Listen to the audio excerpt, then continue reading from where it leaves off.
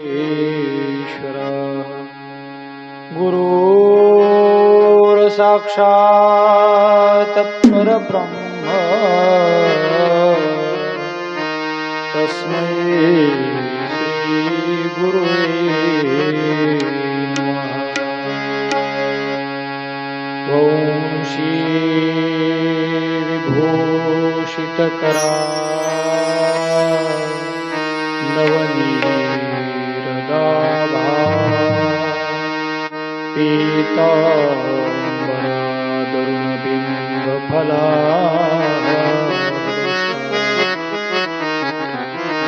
पूर्णेन्दुसुन्दरमुखादरविन्दनेत्रा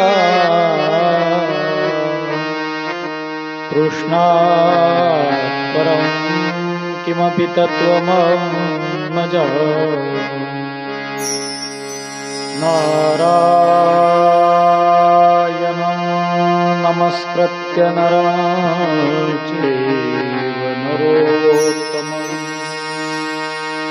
देवीं सरस्वतीं व्यासं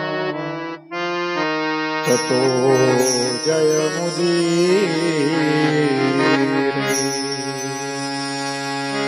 नमामि सद्गुरुं शान्तं सच्चिदानन्दविग्रहं पूर्णब्रह्मपराधं निजमालं वल्लभम् कैलासराणा शिवचन्द्रमौळि फणीन्द्रनाथ कुटीरा कारुण्यसिन्धु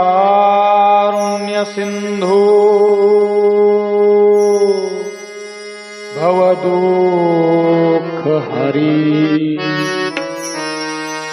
तुझवीण शंभो मज कोणता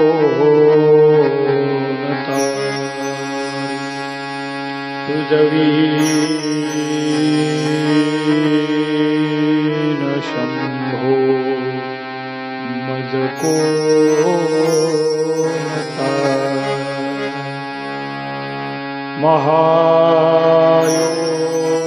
महायोगपीठे तटे भीमरथं वरं पुण्डरीकाय धातुं मुनीन्द्रैः समागत्य तिष्ठं तमानन्दकन्दं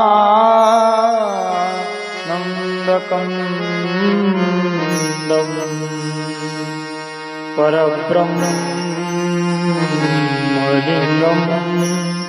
भजे पाण्डुरङ्गम् परब्रह्मलिङ्गं भजे पाण्डुरङ्गम् परब्रह्मलिङ्गं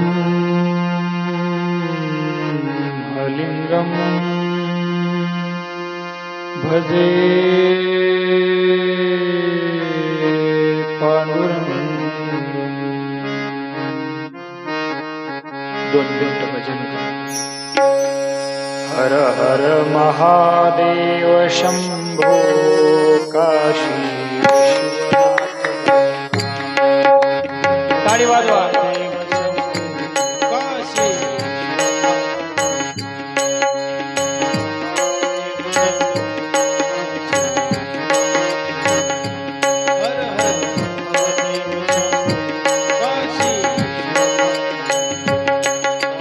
विश्वनाथ गंगा काशी अमरनाथ गंगा विश्वनाथ गंगा काशी अमरनाथ गंगा काशी विश्वनाथ गंगा काशी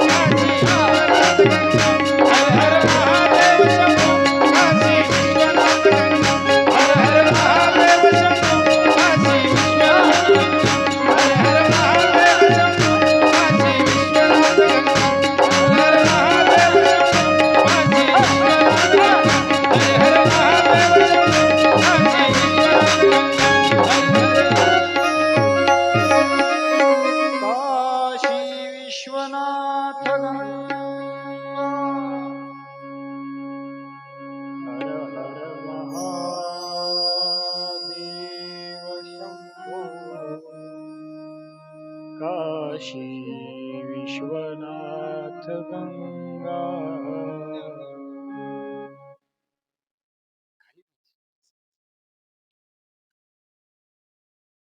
अखिल गुणनिधान करुणा वरुणा घन वैष्णवातील वैष्णव थोर वैष्णव मारुतीराया आणि मारुतीरायांच्या दरबारामध्ये चालत असणारा हा अखंड हरिनाम सप्ताह तथा श्री शिवमहापुराण कथा सोहळा ज्ञानयज्ञ सोहळा आणि या ज्ञानयज्ञ सोहळ्यातील आजची तिसऱ्या दिवसाची कथा या ठिकाणी सुरुवात होत आहे. कथा सुरू होत असताना कालपर्यंत आपल्याला फक्त आणि फक्त शिवपुराण ग्रंथाचं महात्म्य ऐकायला मिळालं. एक गोष्ट ध्यानात ठेवा, कोणत्याही ग्रंथाचं जर अगोदर वाचन करायचं असलं, कोणताही ग्रंथ वाचायचा जर असला तर अगोदर त्या ग्रंथाचं महात्म्य माहिती करून घ्यावं लागतं. आणि महात्म्य ज्या वेळेला माहिती होतं ना, त्या वेळेला कळतं आपल्याला काय करायचंय, आपल्याला पुढं काय वाचायचंय, आपण हा ग्रंथ वाचून आपल्याला काय मिळणार आहे, याच्या करता ते महात्म्य गावं लागतं. नुसतं नामक कथा ऐकायची म्हणून ऐकायची नाही. ऐकायला बसले बुवा मग महाराज रामायण कथा सांगताय तुम्ही, पण रामाचं नाव सुद्धा कथेमध्ये आलं नाही, असं होत नाही. कथेमध्ये नाव येत, पण रामायण ऐकायला बसले पहिलाच दिवस असला तर पहिल्या दिवशी रामायण कथेचं महात्म्यच ऐकावं लागतं. रामायण कथा ऐकून कोणाकोणाचं कल्याण झालं, श्रीमद भागवत कथा ऐकून कोणाकोणाचं कल्याण झालं. धुंदुकारी आणि धुंदुली हे श्रीमद भागवत कथेत आलं. तसं श्री शिवमहापुराण कथेमध्ये महात्म्य येतं. ही शिवमहापुराण कथा ऐकून कोणाकोणाचं कल्याण झालं, कोणाकोणाचा उद्धार झाला, याच्याकरता महात्म्य ऐकावं लागतं. कालपर्यंत आपल्याला ते महात्म्य गेलं. आणि मला प्रत्येक ना प्रत्येक विषय तुमच्या समोर मांडायचा, त्या विषयातून त्या वाचनातून माझाही अभ्यास होतो आणि तुम्हालाही ऐकायला मिळत आहे. बरोबर आहे की नाही? म्हणून ही शिवपुराण कथेचं महात्म्य कालपर्यंत आपल्याला ऐकायला मिळालं. देवराज नावाचा ब्राह्मण, सिमंती नावाची ब्राह्मणाची कन्या, त्यानंतर बिंदुक आणि चंचुलेचं कथा, चंद्राची कथा, हे सगळं आपल्याला ऐकायला मिळालं. पण हे ऐकत असताना आपण त्याच्यातून आपल्याला काय घेतलं हेही ध्यानात घेतलं पाहिजे. म्हणून आजपासून खरी कथा सुरुवात होती आहे.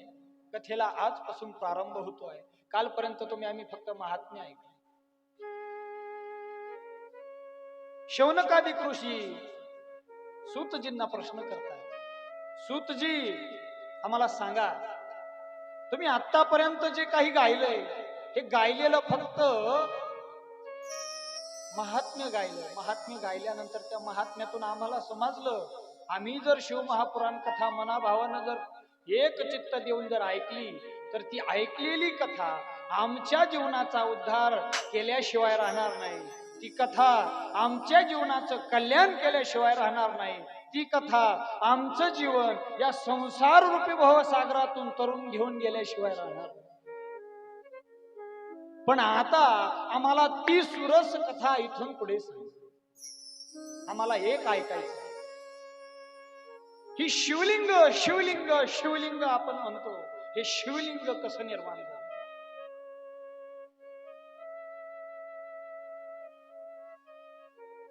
शिवलिंगाची निर्मिती कशी झाली ते आम्हाला सांग. शौनकादिक ऋषींनी प्रश्न केल्याबरोबर शौनकादिक ऋषी असं बोलतात. त्यावेळेला सनकादिक ऋषी सांगतात, हे मी सांगू शकत नाही, हे जर तुम्हाला ऐकायचं असलं तर स्वतः भगवान शिवजींच्या स्वमुखातून तुम्हाला हे ऐकायला लागेल. शिवजींच्या मुखातून ऐकायचं, मग आम्हाला शिवजींपर्यंत घेऊन चला. मग भगवान शिवजी स्वतः सांगतात, ही शिवलिंगाची स्थापना, ही शिवलिंगाचं उत्पत्ती कशी झाली, हेच जर तुम्हाला ऐकायचं असलं तर ऐका. जसं तुम्ही आम्ही एखाद्या आमदार साहेबाकडे, खासदार साहेबाकडे काम घेऊन गेल्यानंतर अगोदर खासदार साहेबाची, आमदार साहेबाची काका गाठ होते का त्यांच्या पियेची गाठ घ्यावी लागते? बाबा पियेची गाठ घ्यावी लागते. तसं इथं भगवान शंकराची गाठ घ्यायची शौनकादी ऋषींना, सूतजींना. मग शौनकादी ऋषी सूतजी यांना जर भगवान शंकराची गाठ घ्यायची म्हणलं तर त्यांना अगोदर कुणाची गाठ घ्यावं लागेल? नंदेश्वराची गाठ घ्यावी लागेल. नंदेश्वराला डवचावं लागेल. ओ नंदेश्वरा, तुम्ही आम्ही भगवान शंकराच्या मंदिरात जातो, गेल्यानंतर अगोदर भगवान शंकराचं शिवलिंगाचं दर्शन घेतो का नंदीचं घेतो? नंदीचं दर्शन घेतो की नाही? नंदीच्या कानात आपण सांगतो, नंदेश्वरा माझ्या ज्या काही इच्छा असतील त्या पूर्ण करा. मग तुम्ही तुमच्या पद्धतीनं ते तुमची जी काही इच्छा असेल ती त्या नंदेश्वराच्या कानापर्यंत पोहोच करता. मग नंदेश्वर काय करतात? तिथून पुढे जातात आणि कैलासावर जाऊन ते जे काही तुम्ही आम्ही त्यांच्याकडे याचना केलेली आहे ती केलेली याचना भगवान शिवजींपर्यंत पोहोच करतात, धर्मा महाराज. आणि मग शिवजी तथास्तु, तुमचं कल्याण असो, तुमचा उद्धार असो. डायरेक्ट जा बरं भगवान शिवाकडे, शिवलिंगाचं दर्शन घ्या, शिवलिंगाच्या कानात सांगा माझा उद्धार करा, माझं कल्याण. नाही होऊ शकत. सूतजी शौनकादी ऋषींना म्हणतात, माझा जरी भगवान शंकराजवळ उशिला जरी असला ना तरी भगवान शंकराजवळ माझी जाण्याची ऐपत नाही, मी जाऊ शकत नाही. ती काय माझ्या बुद्धीच्या पर्याय, बुद्धीच्या पलीकडे आहे. मग नंदिकेश्वराकडे जाऊ. नंदिकेश्वराकडे जायचं. बर, नंदिकेश्वराजवळ गेले. नंदिकेश्वराला जाऊन नंदिकेश्वराला सांगितलं, म्हणले नंदिकेश्वरा, या मृत्यू लोकामध्ये भगवान शंकरांच्या शिवलिंगाची उत्पत्ती कशी झाली ते आम्हाला येत. नंदिकेश्वरांनी सांगितलं त्या भगवान शिवजींच्या.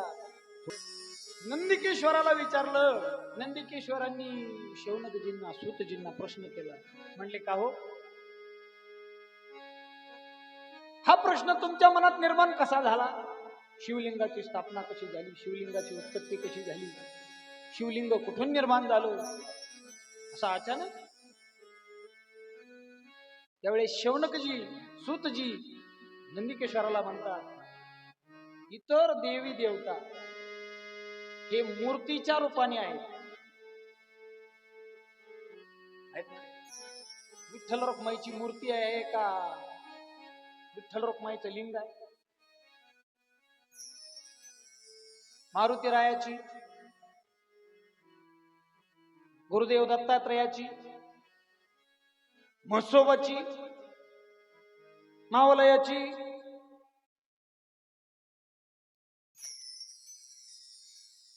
सती सावित्रीची,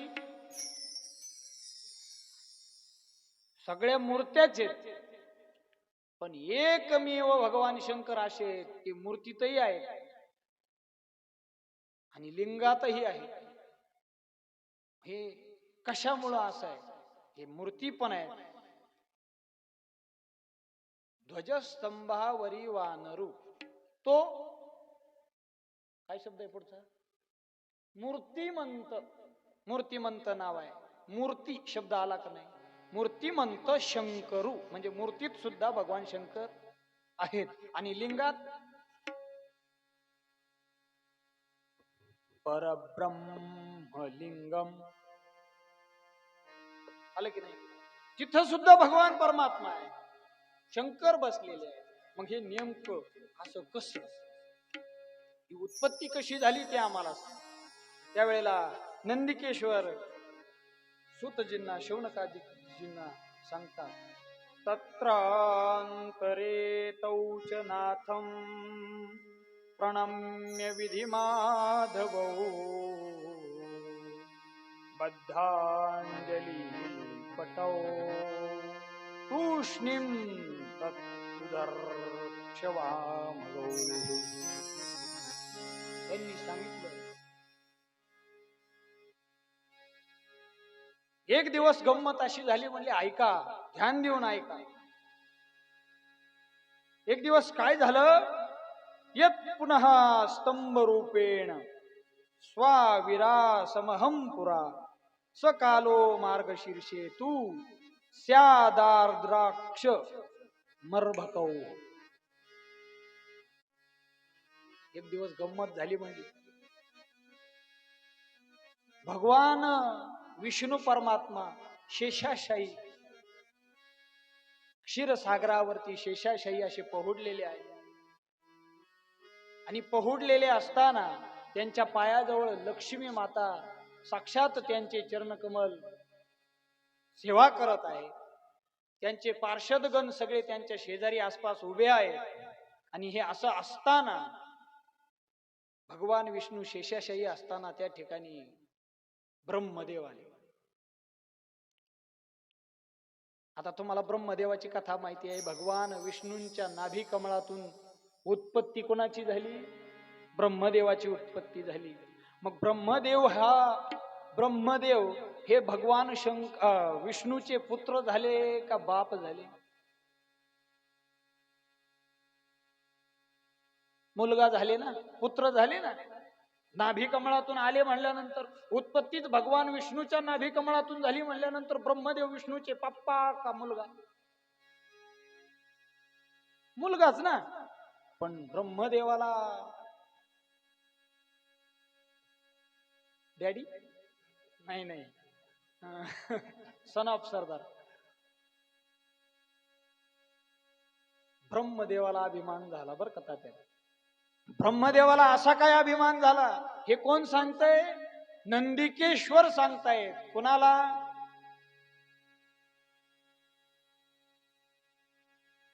जाऊ का, येऊ का मी? तात्या चला चहा घेऊन. कोणाला सांगतायत नंदिकेश्वर? मला? तुम्हाला? यांना? कोणाला? सूतजींना आणि शौनकाजींना सांगतायत नंदिकेश्वर. ध्यानात ठेवा ना तुम्ही कथा. तुम्ही जर कथा ध्यानात ठेवली नाही, मी योगा आपलं घसात आणायचं, ते घसात आणायचं. ध्यानात ठेवा. प्रत्येक गोष्ट ध्यानात ठेवा. मी कधी विचारणार आहे कोणी कोणाला प्रश्न केला?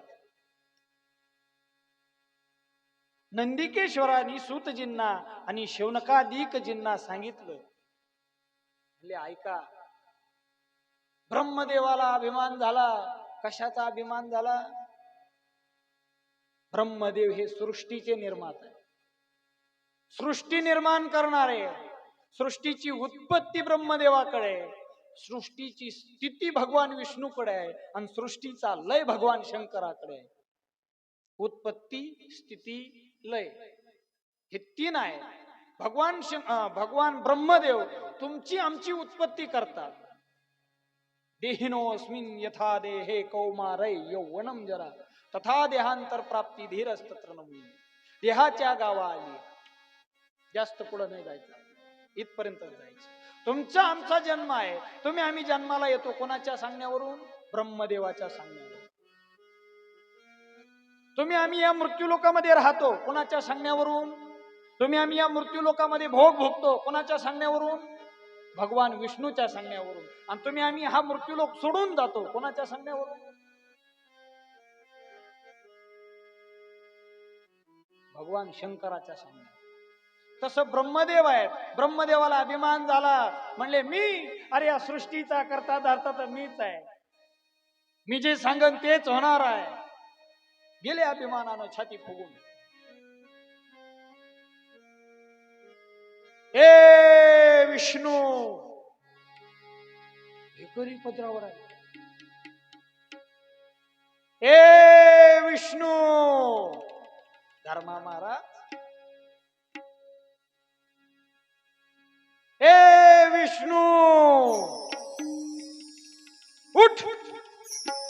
असा काय झोपलाय? अरे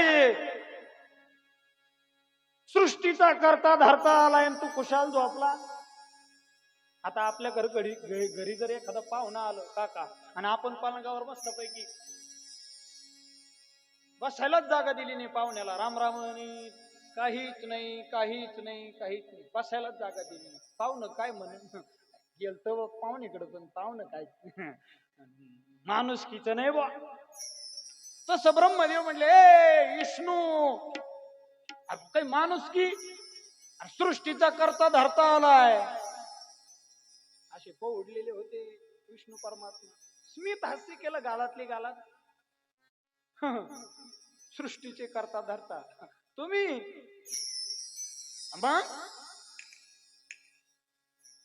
कळायला पाहिजे, काही मोठं माणूस आल्यानंतर काहीतरी तुम्हाला तुमच्या आई वडिलांनी काही शिकलं का नाही? विष्णू म्हणले, मला आई वडीलच नाही, मीच सृष्टीचा करता धरता मेन महत्वाचा माणूस आहे, तारणहार. दोघातच झुकलं. हे म्हणायचे ब्रह्मदेव, मी श्रेष्ठ आहे. तात्या इकडून भगवान विष्णू ताडकन उठून बसले, तो कशाचा श्रेष्ठ? मी श्रेष्ठ आहे. दोघातच झुकले. हे म्हणायचे ब्रह्मदेव, माझ्याकडे 4 वेद, 6 शास्त्र, 18 पुराण आहेत. भगवान विष्णू म्हणायचे, माझ्याकडे जे नाही ते आहे, सगळं माझ्याकडे आहे. मी सृष्टीतले सगळे ग्रंथ निर्मिती माझ्याकडून झालेली आहे. श्रीमद भगवद्गीतेची संहिता माझ्याकडून झालेली आहे. श्रीमद भगवद्गीता माझीच आहे. रामायण पण माझंच आहे. महाभारत पण माझंच आहे. सगळ्या याच्यामध्ये मीच अगोदर आहे.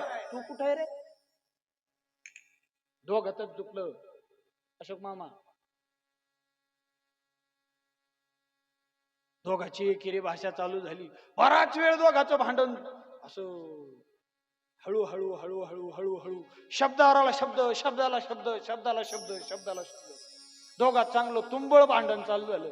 आणि भांडण चालू होता होता होता होता एकेरी पदरावर आलं. नंदिकेश्वर सांगतात शौनकादिक सुतजींना,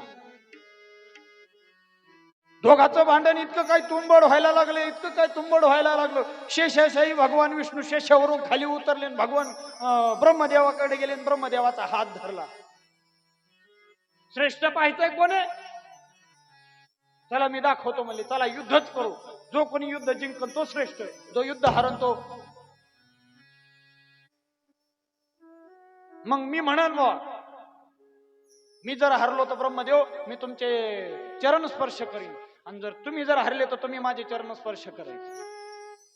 दोघात भांडण जुंपलं. इकडून इकडून भगवान विष्णू बाणाचा वर्षाव करतायत, तिकडून भगवान ब्रह्मदेव बाणाचा वर्षाव करतायत. दोघाचे बाण एकमेकाला धडकले का विस्फोट व्हायचा. विस्फोट व्हायचा. विस्फोट साधा विस्फोट नव्हता हो, असा विस्फोट व्हायचा. याच्यापेक्षा भयंकर व्हायचा. जबरदस्त विस्फोट व्हायचा. बराच वेळ चाललो. आवाज असा कडाड धडाड धडाम धडूम आवाज यायला. येतो का आवाज? नाही आला. राहू द्या, द्या ठेवून. असा आवाज यायला. हा, असं काहीतरी आवाज आल्याबरोबर सगळी सृष्टी अशी कंपायमान व्हायला लागली, डोलायला लागली. काय होतंय? समुद्राने बैसकान समुद्राने बैसकान ओलांडावी, पृथ्वी भूते व्हावी, असं जे माऊलींनी सांगितलेली ओळी पा. पण समुद्र सुद्धा असा लाटा उसळायला लागल्या. पार लाटा अशा गावात यायला लागल्या. धरणी अशी कंपायमान व्हायला लागली, अशी फाटायला लागली धरणी. असं काही वातावरण निर्माण झालं. वातावरण असं जबर निर्माण झालं. बापरे बापरे बापरे बापरे. सगळी धरतीतले वासी, धरतीय वासी, मृत्यू लोकातले सगळे जीव असे कंपायमान व्हायला लागले. काय झालंय? काय झालंय? कुठं काय झालं? कसं काय झालं?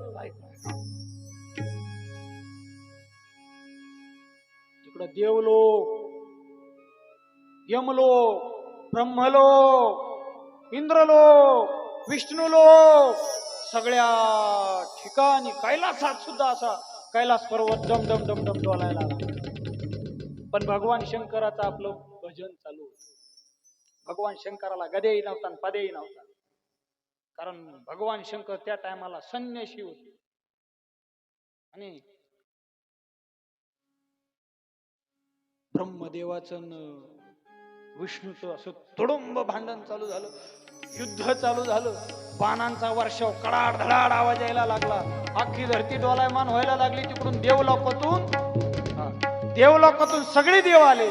सगळे देव पाहायला लागले. अरे अरे अरे अरे अरे अरे हे ब्रह्मदेव आहेत. अरे हे ब्रह्मदेव तर भगवान विष्णूचे मानस पुत्र आहेत. अरे विष्णू भगवान परमात्म्या सोबत युद्ध करतायत. अरे दोघा बापले कसं युद्ध झालं. हे शेजाऱ्या पाजाराला देखत आहे. हा अरे वा भारी काम आहे. चला आपण पाहून येऊ. पण मध्ये नाही पडत. नको बा एखादी हल्ली. बरोबर आहे का. तसं दोघांचं भांडण चालू झालं. हे सगळे देवलोकातले देव तिथं येऊन पाहायला लागले. नंदिकेश्वर सांगतात सुतजींना आणि शौनकादिकजींना ते भांडण पाहायला आले. पण भांडण असं तुडुंब झालं. असं वाटायला लागलं सृष्टीचा नाशच होणार आहे. सृष्टीचा विनाशच होणार आहे. नक्की सृष्टी संपणार आहे. ही सृष्टी कलियुगाच्या अगोदरच जाणार आहे की काही हजार वर्ष काही लाखो वर्ष सृष्टीला कलियुग यायला वेळ होता. तरी सुद्धा सृष्टी अशी कंपायमान व्हायला लागली. सगळे देवलोक भ्यायला लागले. देवलोकात थरकाप उडाला. सगळे देव धावत धावत धावत धावत धावत धावत धावत धावत कैलासावर गेले. भगवान शंकर वाचवा कैलासपती कैलास के राजा बचाव बचाव. सगळे धावत धावत धावत धावत भगवान शंकराकडे गेले. पण एवढा असा आवाज झाल्याबरोबर भगवान शंकर दचकून उठले. अरे काय झालं आरडाओरडा करायला. तेव्हा भगवान शंकराला त्या देवांनी सांगितलं. ते देव सांगू लागले. ते म्हणले ओ भगवान शंकर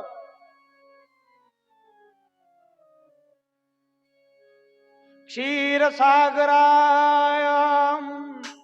ब्रह्मा विष्णू कलेवरा युद्धम अस्ताप्यम तद्विदे.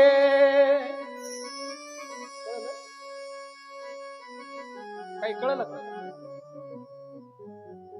ते देव सांगू लागले भगवान शंकराला. ऐका म्हणले भगवान शंकर. अहो ही धरती डोलायमान व्हायला लागली. धरतीचा नाश होऊ शकतो. काहीतरी करा. कोणाकडे गेलते भगवान शंकराकडे गेलते. भगवान शंकर म्हणले मी काय करू शकतो. कोणाचं भांडण झालं म्हणले ब्रह्मदेवाचं भगवान विष्णूचं. ते म्हणे ते तर रोजच आहे. रोजच नाही आज जरा डेंजरस झालंय गाड्या. म्हणले आज दोघं बापले काय एकमेकाला सुडीत. मग भगवान शंकराला करुणा आली. भगवान शंकर त्या ठिकाणी अग्निस्तंभाच्या रूपाने दोघांच्या मधोमध उत्पन्न झाले. अग्निस्तंभाच्या रूपाने मधोमध उत्पन्न झाले. उत्पन्न झाल्याबरोबर इकडून भगवान विष्णूनं बाण सोडणार होते आणि तिकडून ब्रह्मदेव बाण सोडणार होते. पण भगवान शंकर मध्ये अग्निस्तंभाच्या रूपाने प्रगट झाल्याबरोबर यांच्या हातातले धनुष्य बाण गळून पडल्याबरोबर भगवान शंकराने असं अग्निस्तंभाचं रूप घेतलं होतं. ते अग्निस्तंभाचं रूप घेतल्याबरोबर हे दोघही त्या अग्निस्तंभाकडे पाहिलं. हात जोडले आणि अग्निस्तंभाची स्तुती केली. आणि स्तुती करून देवाला भगवान शंकराला नमस्कार केला. त्यावेळेला भगवान शंकर म्हणले ओ भगवान विष्णू तुम्ही श्रेष्ठ कि ओ भगवान ब्रह्मदेवा तुम्ही श्रेष्ठ. कोण श्रेष्ठ आहे तुमच्या दोघात.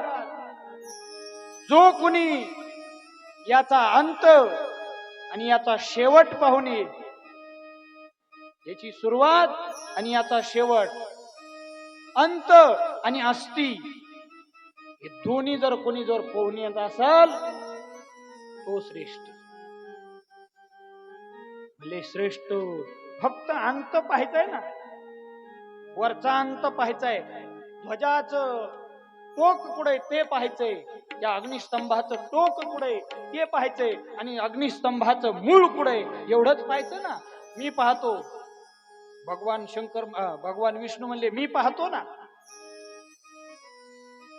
भगवान विष्णूने वराहाचा अवतार घेतला. वराहाचं रूप वराह माने डुक्कर तो अवतार घेतला, जमीन खोदली, जमीन खोदून ते त्या अग्निस्तंभाच्या मुळाशी जवलं. भगवान विष्णू गदगद गदगद गदगद गदगद गदगद गदगद गदगद गदगद गदगद गदगद जमीन अशी उकरू लागली. खर खर खर खर खर खर पंजानी नखानी उकरू लागले. उकरून उकरून उकरून उकरून उकरून इतके इतके इतके खोल गेले. एखाद्याला गोरे महाराज खड्ड खाणायचं सांगितलं, कमरा इतकं तात्या खड्ड खाणायचं सांगितलं, टिकव दिला, खोरं दिलं, खन खन कमरा इतकं खड्ड खन. आणि भर उन्हात खांदायला सांगितलं 2 वाजता, किती खांदील ते? 1-2 तरळ्यात पाणी द्यावं, लय दमला. तसं भगवान विष्णू इतके खोल गेले, भरपूर खोल गेले, पण कसाच अंत त्या अग्निस्तंभाचा लागला. इकडं ब्रह्मदेवाने हंसाचं रूप धारण केलं, हंसाचं रूप धारण करून वरती अग्निस्तंभाची सुरुवात बघण्याकरता निघून गेले. वरचा हा जिथून अग्निस्तंभ सुरू झालाय तिथून पाहायला, तिथं पाहायला गेले, पण बरेच वर गेले. वर जात जात जात जात जात जात जात कसंच त्या अग्नीचा स्तंभाचा शेवट लागना, अग्निस्तंभाचा शेवट लागना. तेवढ्यात तिथं केतकी खाली येत होती. केतकी, आपण त्याला केवडा म्हणतो. केवडा फुल आहे का केवड्याचं? आता काय करावं? सगळ्या कुंकावाल्या आहेत म्हणून तरी बरं आहे, टिकल्यावाल्या नाहीत. होय आता केवड्याचं फुल, केवड्याचं आहे का कोणाला माहिती? पांढर शुभ्र केवडा. गणेश भाऊ, केवड्याचं फुल, ते केवड्याचं फुल केवडा वरून खाली येत होत. त्या केवड्याकडे बघितलं ब्रह्मदेवाने. थांब म्हणले, केतकी थांब थांब थांब. ते केतकी ब्रह्मदेवाजवळ थांबली. ब्रह्मदेवाजवळ थांबल्यानंतर ब्रह्मदेवाने विचारलं, कुठून आली? ती म्हणे, मी आले तिथून, मला कळत ना मी कुठून आली. मी कुठून आली हे मलाच कळना. हे कोण कोणाला सांगत?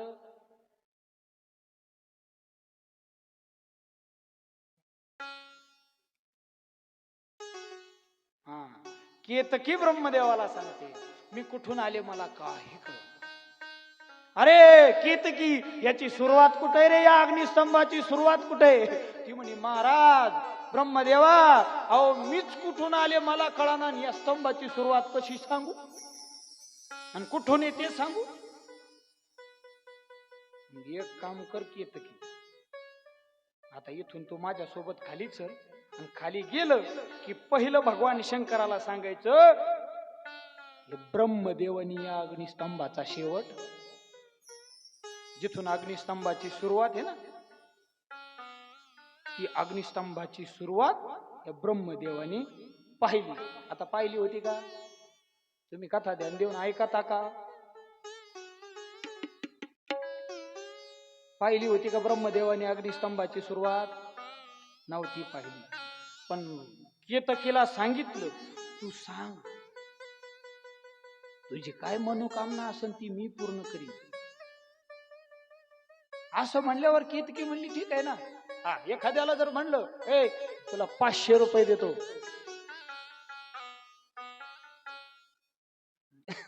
आता नाही देत, कथा संपल्यावर देतो. हा, 500 रुपये देतो, 500, फक्त मला नगरला नेऊन सोड. 500 रुपयात नगरला शक्यच नाही. निदान किमान 3000 रुपये दे. 2000 रुपयाचं डिझेल टाकतो गाडीला, 1000 रुपये तरी राहतील मला. हा मग आहे, हा तिला 3000 रुपये देतो, मला नेऊन सोड. नेऊन सोडतो. तसं ब्रह्मदेवानी सांगितलं, तुझी काय मनोकामना असेल ना केतकी, अख्खी मी पूर्ण करतो. पण तू खाली गेलं की भगवान शंकराला एवढंच सांगायचं, ब्रह्मदेवानी अग्निस्तंभाची सुरुवात पाहिली, तिथं ब्रह्मदेव जाऊन आले, एवढंच सांगायचं. साक्षी जर कोण म्हणले, कोण आहे साक्षी? तिथं आहे का साक्षी? नाही तिथली नाही. कोण साक्षीदार आहे? साक्षीदार कोण आहे? म्हणा ही केतकी साक्षीदार आहे. मी असं केतकी तुझं नाव घेईल, ही केतकी साक्षीदार आहे. मग तो म्हणायचा हो भगवान शंकर, मी पाहिलं माझ्या डोळ्यांनी, भगवान ब्रह्मदेवानी या अग्निस्तंभाचा शेवट पाहिलाय. असं म्हणल्यावर मग दोघांचं झालं डिक्लेरेशन. ब्रह्मदेवाने सांगितलं मी तुला एवढं एवढं देतो, तू एवढं एवढं काम कर. तिनं सांगितलं ठीक आहे, मी काही करायला हरकत नाही. खाली आले. खाली आल्याबरोबर तोपर्यंत खालून विष्णू भगवान परमात्मा वराहाच्या रूपाने पुन्हा वर आले. भगवान विष्णूने पुन्हा जसं तसं रूप धारण केलं. म्हणले नाही, मला या अग्निस्तंभाचा खालचा अग्निस्तंभाचा अंत सापडला नाही, मला क्षमा करा. डोळ्यातून अश्रू वाहू लागले भगवान विष्णू.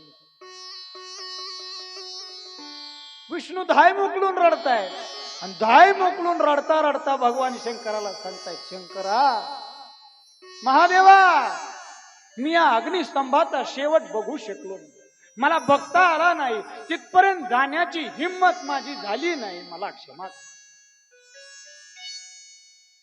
भगवान विष्णूने प्रामाणिकपणा दाखवला. डोळ्यामध्ये अश्रू सांगत होते, भगवान विष्णूचे डोळे सांगत होते भगवान विष्णू खरं बोलतात. पण तेवढ्यात ब्रह्मदेवाने ती केतकी खाली आले. खाली आल्यानंतर ब्रह्मदेवाने भगवान शंकराला प्रणाम केला. केतकीने भगवान शंकराला प्रणाम केला आणि सांगितलं, केतकीने सांगितलं, म्हणले शंकर भगवान तुम्हाला नमस्कार असो. भगवान शंकराने तिचा नमस्कार स्वीकार केला. भगवान शंकराला अगोदर केतकी हे फुल आवडत होतं, ते प्रिय होतं भगवान शंकराचं केवड्याचं फुल. पण भगवान शंकराने ब्रह्मदेवाकडे पाहिलं, त्याचा थोडा आवाज कमी ठेवा. भगवान शंकराकडे पाहिलं, भगवान शंकराकडे पाहिल्याबरोबर भगवान शंकराने ब्रह्मदेवाला पाहिलं. ब्रह्मदेवाला विचारलं, म्हणले ब्रह्मदेवा, मी सांगितलेलं काम झालं का? ब्रह्मदेव म्हणले हो. आला का हा षंढ माणूस? याच्यामध्ये वर्णन आहे. आला का हा षंढ माणूस? आला नसन गेला म्हणले हा अग्निस्तंभाचा शेवट बघायला, याच्याने जाणं झालं नसणार आहे. हा कसा जाणार? हा नगण्य आहे, स्मॉल स्मॉल, छोटा छोटा, लहान, काय कळतं याला, मी बघून आलो. असं म्हणल्याबरोबर भगवान विष्णूने ब्रह्मदेवाच्या पायावरती डोकं टेकणार इतक्यात ब्रह्मदेवाचं भगवान विष्णूला शंकराने बाजूला घेतलं. म्हणजे 2 मिनिटं थांबा ना, 2 मिनिटं थांबा, मला शहानिशा तर करू द्या. तेव्हा शहानिशा करण्याकरता ब्रह्मदेवाला शंकर भगवंताने ही शहानिशा करायची होती. ब्रह्मदेवाने हे अग्निस्तंभाची सुरुवात बघितली का नाही म्हणून ब्रह्मदेवाला विचारलं. म्हणले याला साक्षीदार? ते म्हणे हे काय केतकी? केतकीला पुढं केलं आणि केतकीला विचारलं. भगवान शंकराने म्हणले केतकी, भगवान ब्रह्मदेवाने या अग्निस्तंभाचा शेवट बघितला? म्हणे हो, मी माझ्या डोळ्यांनी बघितलं. भगवान ब्रह्मदेवाने या अग्निस्तंभाचा शेवट बघितला. तेवढ्याच काळामध्ये ब्रह्मदेवाच्या पायावरती भगवान विष्णूने डोकं टेकवलं, साष्टांग दंडवत घातला ब्रह्मदेवाच्या चरणावरती. ब्रह्मदेवाच्या चरणावरती साष्टांग दंडवत घालून प्रणिपात केला बापानं मुलाच्या. प्रणिपात करून भगवान विष्णू परमात्मा उभे राहिले, हात जोडले. माझ्यापेक्षा ब्रह्मदेवा तुम्ही फार श्रेष्ठ, फार श्रेष्ठ, एवढंच म्हणले. भगवान शंकराने डोळे झाकून घेतले. शंकराने डोळे झाकून घेतल्यानंतर आपल्या 3ऱ्या नेत्रानं बघितलं. म्हटले काय, कुठं नेमकं दालमे काला, दालमे कुछ तो काला है, कुछ तो गडबड आहे दया. ब्रह्मदेवाने शंकराने ब्रह्मदेवाचं ते शहानिशा करण्याकरता केतकीला विचारलं. केतकीनं सांगितलं खरंय महाराज. शंकरांनी डोळे झाकून घेतले आणि बघितलं. म्हणले काय खरंय आणि काय नाही मी पाहतो. म्हणले ध्यान लावलं भगवान शंकरांनी. ध्यान लावल्याबरोबर भगवान शंकराच्या ध्यानात दिसलं ब्रह्मदेव हंसाच्या रूपाने वर गेले. परंतु काही क्षणातच त्यांना केतकी भेटली. केतकीचा त्यांचा संवाद झाला. केतकीला ब्रह्मदेवाने काय सांगितलं, ब्रह्मदेवाला केतकीने काय सांगितलं हे भगवान शंकराला तिथं कळालं. आणि कळाल्यानंतर भगवान शंकराने तिसरा डोळा उघडला. तिसरा डोळा भगवान शंकराने उघडल्याबरोबर सांगितलं. म्हणले ब्रह्मदेवा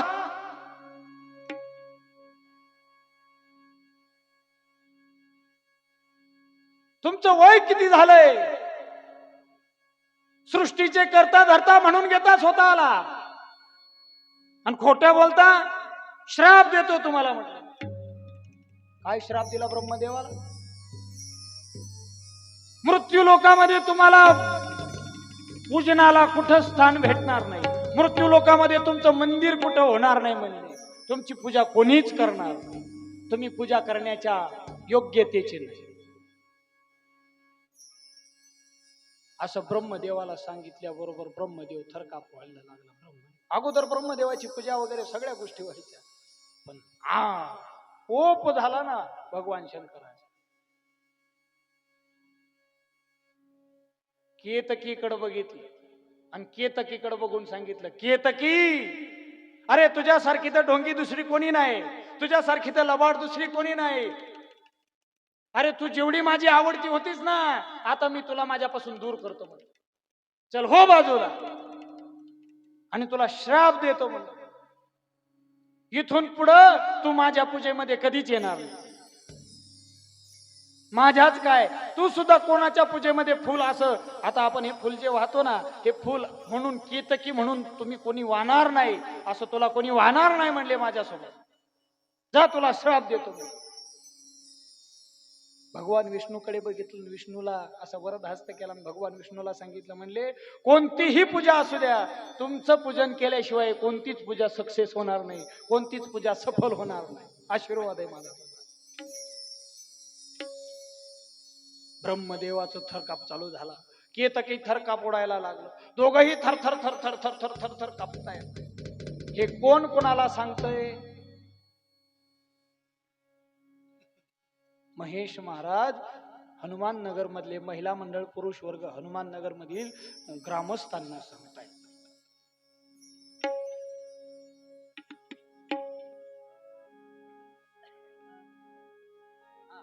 काय आजीनी बरोबर सांगितलं. वा धन्यवाद धन्यवाद. नंदिकेश्वरांनी सांगितलं सुतजींना आणि शौनकादिकजींना. म्हणले ज्या वेळेस ब्रह्मदेवाकडे आणि शुक केतकीकडे भगवान शंकराने पाहिल्याबरोबर अशी थरकाप उडायला लागली. आता भगवान शंकर तिसऱ्या नयनाने तिसऱ्या डोळ्याने आपला जाळंधूर संगच नको नको नको क्षमा ब्रह्मदेवाशी पायावर लोटांगण घालायला. शंभो शंकरा करुणा करा गीत गाजवा. शंभो शंकरा करुणा करा गीत गाजवा. शंभो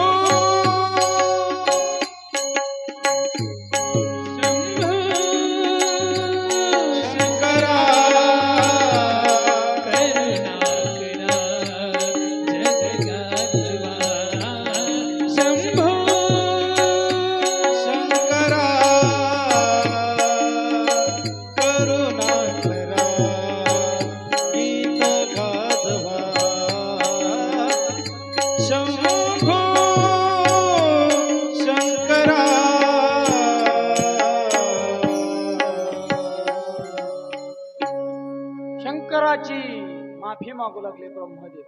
पण ब्रह्मदेवाने माफी मागण्या अगोदर तिसरा नयन उघडलेला होता.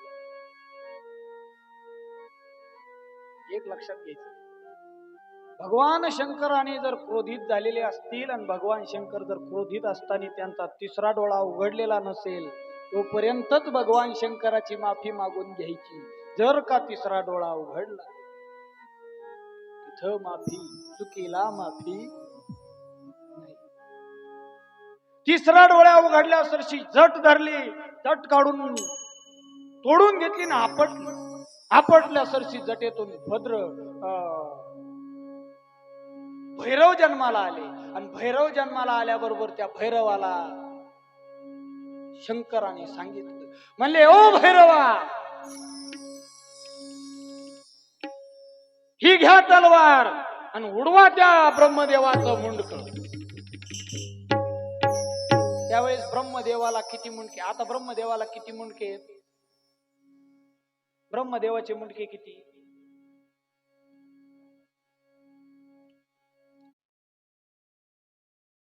सध्या ब्रह्मदेवाची मूर्ती तुम्ही पाहिली का कधी?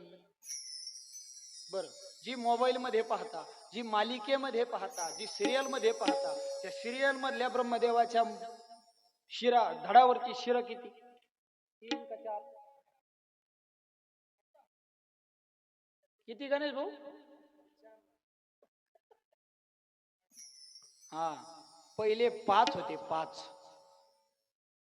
पंचमुखी होते ब्रह्मदेव, पंचमुखी. भैरवाला सांगितलं, म्हणले ते अगोदर शीर खंडन करा, म्हणले त्याने. चुकीला माफी, चुकीला माफी नाही म्हटल्याबरोबर भैरवाने खड्ग हातात घेतलं, ते शस्त्र हातात घेतलं. ब्रह्मदेवाची ती जट होती का, ती जट धरली, जट धरून असं खन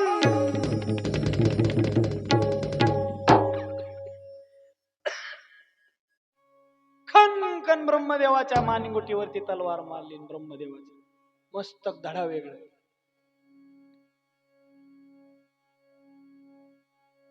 धडा वेगळं केल्याबरोबर ब्रह्मदेवाचे असलेले राहिलेले ते पुढचे 3 आणि पाठीमागचं 1, असे 4 ब्रह्मदेवाला शिर राहिले. ते धरलेलं, तोडलेलं ते धड होतं, शिर होतं, ते भैरवाने तसंच्या तसं धरलं. तुम्ही कधी पहा, भैरवाची मूर्ती जर बघितली तर भैरवाच्या मूर्तीच्या हातामध्ये एक शिर आहे, दुसऱ्या हातामध्ये तलवार आहे. हे माहिती होतं का सगळ्याला? हे कुठून आलंय शिर आणि तलवार? इथं झाला हा पराक्रम केला त्या भैरवाने. असा पराक्रम केल्याबरोबर जसं ब्रह्मदेव त्या भगवान शंकराच्या पायावर पडणार, इतक्यात भगवान विष्णू मध्ये धावले आणि भगवान विष्णूनी भगवान शंकराच्या पायावरती डोकं टेकवलं. म्हणजे प्रभो प्रभो प्रभो क्षमा, प्रभो क्षमा, जाऊ द्या म्हटले.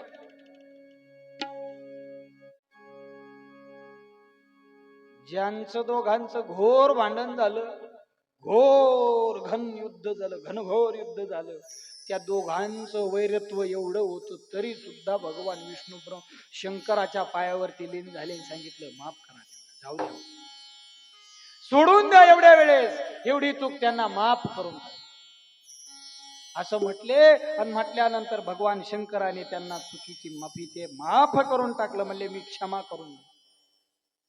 सगळ्यांनी भगवान शंकराचे गुणगान गायले. नमः शिवाय, ओम नमः शिवाय, हर हर बोले नमः शिवाय, नमः शिवाय, ओम नमः शिवाय, हर हर बोले नमः शिवाय. म्हणा ना, एक मिनिट,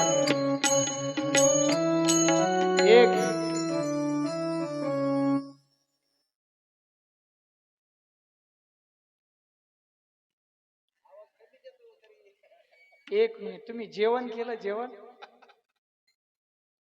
बाबा 9:30 वाजत आले, जेवणाला काय इतकं उशीर असतो का? केलं ना जेवण? टाळी वाजायची. आताच नका वाजू, सांगितल्यावर वाजा. कंडक्टर होता, कंडक्टर, एसटी कंडक्टर. एसटी मध्ये लोक बसायला गेले, एक जण सुटापुटात आलं. मला कीर्तनाला जायचं होतं, मी मोटरसायकलवर जाणार होतो, पण म्हणलं मोटरसायकलवर नको, गर्दी राहती, एसटीन जाऊ. म्हणून एसटीनं जाण्यासाठी निघालो. स्टँडवर गेलो. स्टँडवर गेल्यानंतर ते तिथं होतं सुटापुटात आलेलं, आणि नेमकं ते एका एसटीत बसलं. एसटीतून खाली उतरलं, एसटीच्या मागे येऊन उभं राहिलं हाताची घडी घालून. मी आपलं तिथं उभं होतो. ते एसटी कंडक्टरनी बेल वाजवली, एसटी ड्रायव्हरने सेल्फ केली, गिअर टाकला, गाडी स्टेशनच्या बाहेर गेली. स्टेशनच्या बाहेर गेल्यावर हे पठ्ठ्यानी बॅग खाली ठेवली, मोठ्या मोठ्याने उड्या मारायला लागला. पठ्ठ्यानी कंडक्टरला फसवलं, पठ्ठ्यानी कंडक्टरला फसवलं. मी त्याच्या जवळ होतो, म्हणलं काय फसवलं? पठ्ठ्यानी तिकीट काढलं, गेलंच नाही. कोण फसलं? मग मी किती तुम्हाला म्हणलं, टाळ्या आवाजान मजन म्हणा, तुम्ही नाही म्हणल्या, तुम्ही नाहीच म्हणले. कोण फस? मला 2 मिनिटं तुम्ही घ्यायला लावले एवढ्या करता. भजन करायचे. नम शिवाय ओम नम शिवाय, हर हर बोले नम शिवाय.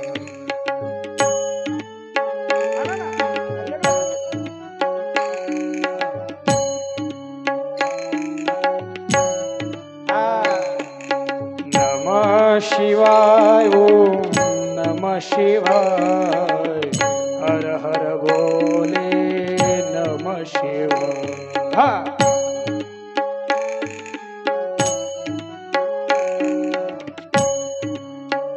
वा वा, असं सकाळपर्यंत चालू देऊ आता. हर हर बोले नम शिवाय, हर हर बोले नम शिवाय.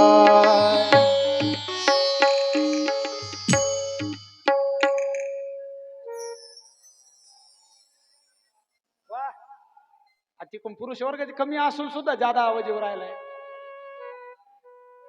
नम शिवाय ओम नम शिवाय, हर हर बोले नम शिवाय. नम शिवाय नम शिवाय, हर हर बोले नम शिवाय. नम शिवाय नम शिवाय, हर हर बोले नम शिवाय. नम शिवाय, नम शिवाय, हर हर बोले नम शिवाय. नम शिवाय. हो, भजन केलं पाहिजे जीवनात. मी आता ढेकर देऊन सुद्धा भजन केलं. मी भजन केलं म्हणून ढेकर दिला, पोट भरलं. भजनाने आणि भाकरीने. भाकरीने पोट भरत, पण भाकरीने समाधान भेटत नाही. संध्याकाळी भाकर खाल्ली, दुसऱ्या दिवशी सकाळी भूक लागते का हायतेच राहत. पण हे भजन आहे, हे भजन जर केलं ना, हे भजनाने भूक, तहान भूक निवारती. तहान गेली, भूकही गेली, पण भजन जर केलं तर भजनाने पोट भरतं. म्हणून भजन करायला पाहिजे. महाराज, भजनाने कुठं पोट भरत असतं का? करा ना तुम्ही मन लावून, वादाना ध्यान देऊन टाळी, वाद म्हणा ना तुम्ही तोंडानं. बेंबीच्या देठापासून म्हणा बरं भजन, भरत का नाही पोट बघू आपण. तिथं भगवान शंकरात गुणगान गायलं. गुणगान गायल्यानंतर ब्रह्मदेवाने त्या केतकीने उद्धार मागितला. म्हणजे देवा, काही करा, पण आम्हाला याच्यातून सुटका द्या. आमच्या हातून काहीतरी पुण्य, तुमचंच काहीतरी पुण्य कर्म व्हावा, याच्या करता काहीतरी करा. त्यावेळेस ब्रह्मदेवाला सांगितलं, म्हणले चला जा, तुम्हाला वरदान देतो. म्हणले काही हरकत नाही, तुमचं नाव घेतल्याशिवाय यज्ञाची पूर्णाहुतीच होणार. कोणाला सांगितलं? ब्रह्मदेव. केतकी म्हणले मग मीच काय केलं? मग केतकीला सुद्धा सांगितलं त्या केवड्याच्या फुलाला. म्हणले अरे, मी जरी तुला जवळ नसलं केलं ना, माझे हे सहकारी गण आहेत ना, देवगण, भगवान विष्णू असतील, अजय देवगण नाही, देवगण, देवातले जे गण आहेत ते शिवगण, देवगण, विष्णुगण, ब्रह्मगण, इंद्रगण, चंद्रगण, सूर्यगण, हे गणाचे जे गणपती, हे जे सगळे आहेत, हे सगळे तुला प्रिय असतील आणि तू सुद्धा त्यांना प्रिय असशील. त्यांच्या पूजेच्या ठिकाणी तुला मान भेटल आणि त्यांच्या मंडपामध्ये सजावटी करतात तू जाशील. हे आपण करतोच ना ती सजावट. त्याच्यात केवड्याचं फुल राहतं आणि केवड्याचं फुल घ्यायलाच पाहिजे. पण आजकाल ते शो आलं, एवढ्या लांब लांब काड्या, एवढे टपोरीचे टपोरे फुलं आणि त्याच्यात खुशी त्या फोपशात.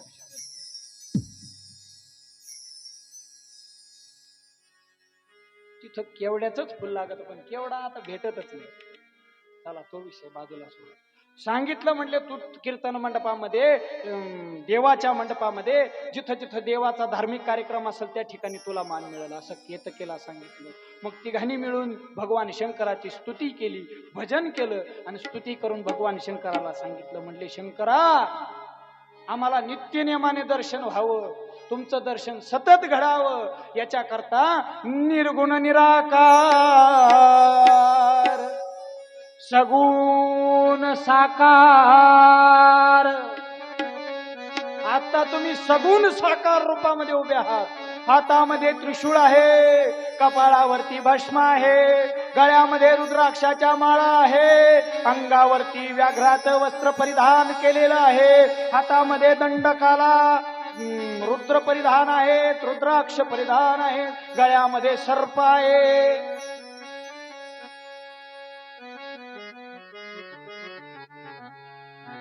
कैलाशीचा देव, कैलाशीचा देव भोळा चक्रवर्ती, पार्वतीचा पती. कैलासीचा देव भोळा चक्रवर्ती, कैलासीचा देव भोळा चक्रवर्ती, कैलासीचा देव भोळा चक्रवर्ती, कैलासीचा देव भोळा चक्रवर्ती, कैलासीचा देव भोळा चक्रवर्ती, कैलासीचा देव भोळा चक्रवर्ती, कैलासीचा देव भोळा चक्रवर्ती, कैलासीचा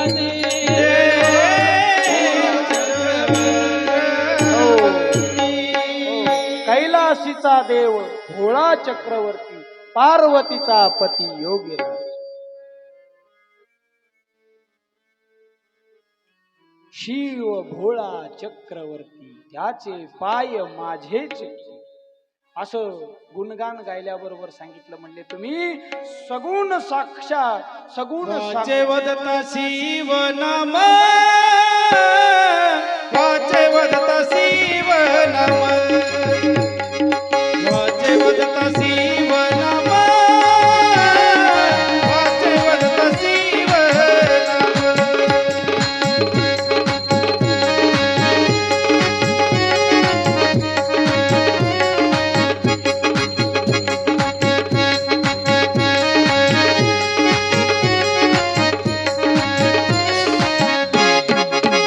ए बेलवती गोड नाम,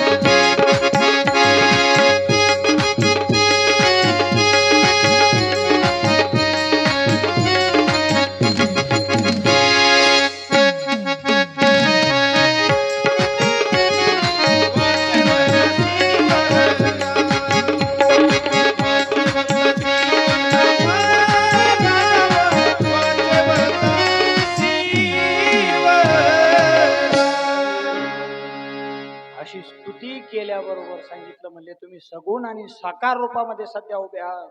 हातामध्ये त्रिशूळ आहे, गळ्यामध्ये रुद्राक्षाच्या माळा आहे, सर्प परिधान केलेला आहे, भस्म लावलेला आहे, पण आम्हाला असं रूप नको म्हणली, मूर्ती नको. मग कसं पाहिजे? ते म्हणले आम्हाला लिंगाच्या रूपामध्ये तुम्ही पाहिजे, शिवलिंग निर्माण करा म्हणले तुम्ही. मग तिथं ते भगवान शंकर प्रगट झाले, तिथं लिंगाची स्थापना केली, मृत्तिकेचं शिवलिंग मातीपासून बनवलेलं. ब्रह्मदेवाने, भगवान विष्णूने, केतकीने, इतर देवगणांनी, इतर देवदेवतांनी त्या ठिकाणी एक शिवलिंग असं मातीचं बनवलं. बनवल्यानंतर त्या शिवलिंगाला सजवलं आणि त्याची पूजा केली. ते जे निर्माण झालं त्या अग्निस्तंभाच्या जवळ अग्निस्तंभ, त्या अग्निस्तंभाच्या ठिकाणी एक शिवलिंग तयार झालं आणि त्या शिवलिंगाची पूजा यथाविधी केली. ती यथाविधी केलेली पूजा कोणत्या टायमाला केली? तुम्ही आम्ही दर सोमवारी करतो, श्रावणी सोमवारी करतो, पण एक लक्षात ठेवा, महाशिवरात्रीच्या दिवशीची पूजा असो, श्रावणी सोमवारच्या दिवशीची पूजा असो, प्रदोषच्या दिवशीची पूजा असो, अगर इतर कोणत्याही सोमवारच्या दिवशीची पूजा असो, किती सोमवार करा, किती प्रदोष करा, किती महाशिवरात्री करा, पण मार्गशीर्ष महिन्यातली आर्द्रा नक्षत्रावरती, मार्गशीर्ष महिन्यामध्ये कॅलेंडर आहे सगळ्याकडे घरी, कॅलेंडर महालक्ष्मीचं किंवा साळगावकराचं, ते जे कॅलेंडर आहे त्या कॅलेंडरवरती मार्गशीर्ष मास असतो. मार्गशीर्ष महाराज, मार्गशीर्ष काय कळतं आम्हाला? एप्रिल मे कळन.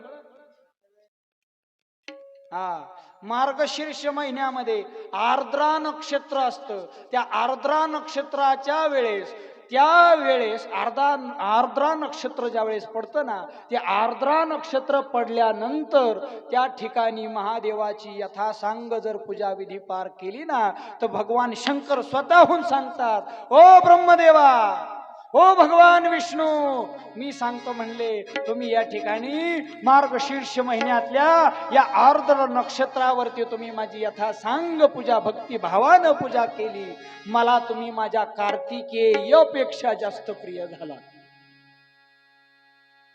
म्हणून ध्यानात घेतलं पाहिजे, कार्तिकेय कोणाचा मुलगा आहे? भगवान शंकर आणि पार्वती मातेचे. गणपती बाप्पा आणि कार्तिकेय दोन आहे. तसं कार्तिकेय ही पेक्षा तुम्ही मला जास्त प्रिय झालात. आणि जो कोणी माझी मार्गशीर्ष महिन्यामध्ये आर्द्रा नक्षत्रावरती यथासांग यथाविधी पूजा करेल ना, तो सुद्धा मला माझ्या कार्तिकेय पेक्षा जास्त प्रिय होईल. मग तुम्हाला जर भगवान शंकराच्या जवळ जायचं असेल, भगवान शंकराचा प्रिय जर व्हायचं असेल, बायकोचा नवऱ्याचं कोणी प्रिय होतं? ती माझी लई प्रिय आहे, ती म्हणते तो लई प्रिय आहे, त्यो म्हणतो ती मला घास सोडून खात नाही, ती म्हणते त्यो माझ्याशिवाय घास गिळीत नाही. हे प्रिय नाही. हे इहलोकीचं इहलोकातच सोडून द्यायचं, परलोकातलं, देवलोकातलं, ब्रह्मलोकातलं, शिवलोकातलं ध्यानात घ्यायचं. आपण इथं आहोत, इथं आपण निमित्ताचे धनी आहोत. इथून गेलं का आपल्याला तिथं जायचंय. आपल्याला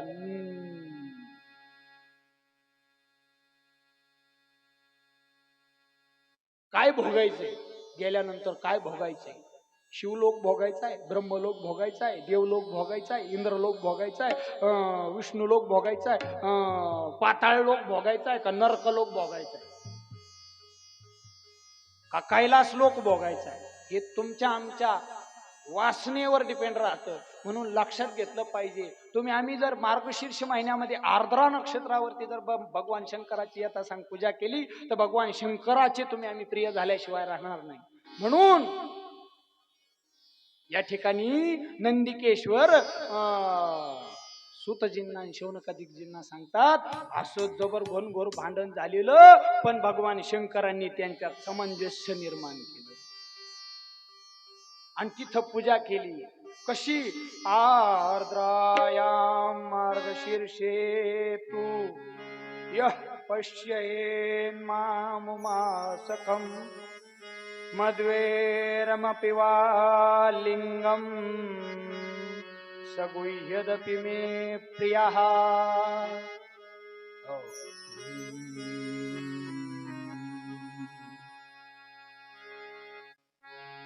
आर्द्रायां मार्गशीर्षेतु, आर्द्रायाम नक्षत्र, आर्द्रा नक्षत्रावरती मार्गशीर्ष महिन्यामध्ये यः पश्येन् मामुमा सखम, त्या नक्षत्रावरती यथाविधी पूजा केली. मद्वेरमपि वा लिंगम, या लिंगाची, शिवलिंगाची पूजा जर केली तर काय फळ भेटतं? फलं दर्शन मात्रेण फलं तस्मिन् दिने शुभे अभ्यर्चनं चेदधिकं फलं वाचाम गोचरम. सांगितलं नंदिकेश्वरांनी. नंदिकेश्वर सांगू लागले, म्हणले अलम दर्शन मात्रेण, फक्त अल्पदर्शन, काहीच नाही, जास्त नाही. एक बिल्वदळ चंदन अक्षदा पूजन तत्वता सुते बहु.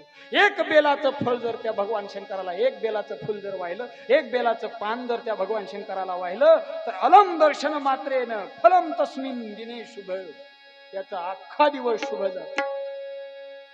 पार्वतीला माझ्या, महादेवाला माझ्या आवडते बेलाचे पान, पान आवडते देवाचे पान,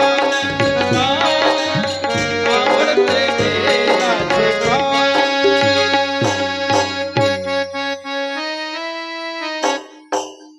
हो, अजून पार्वती येऊन तर द्या, सती यायची बाकी आहे.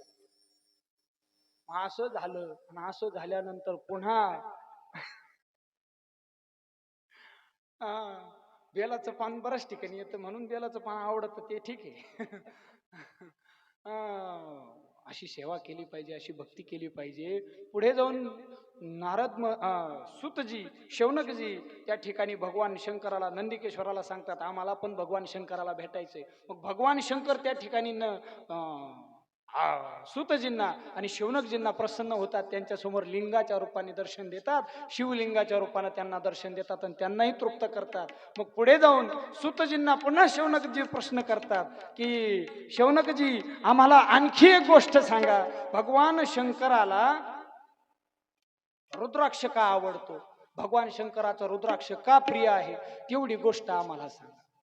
आज रुद्राक्ष ऐकायचं नाही तुम्हाला, मग रुद्राक्ष ऐकण्याकरता कान देऊन ऐका, एक चित्त देऊन ऐका.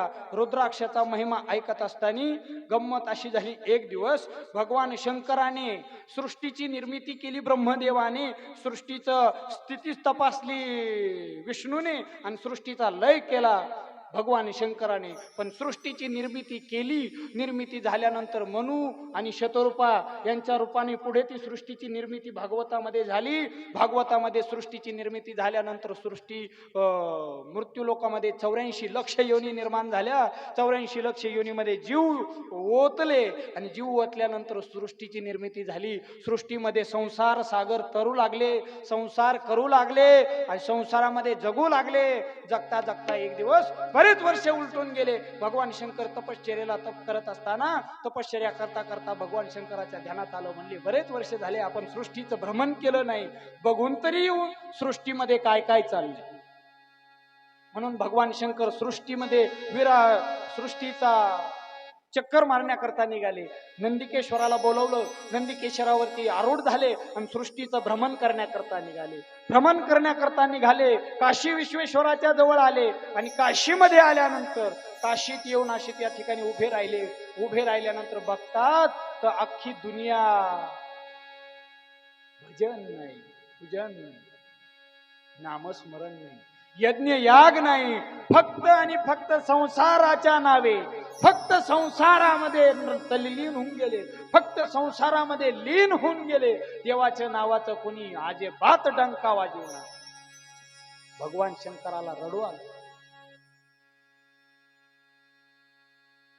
भगवान शंकराला रडू आलं. भगवान शंकर असे धाय मोकलून रडायला.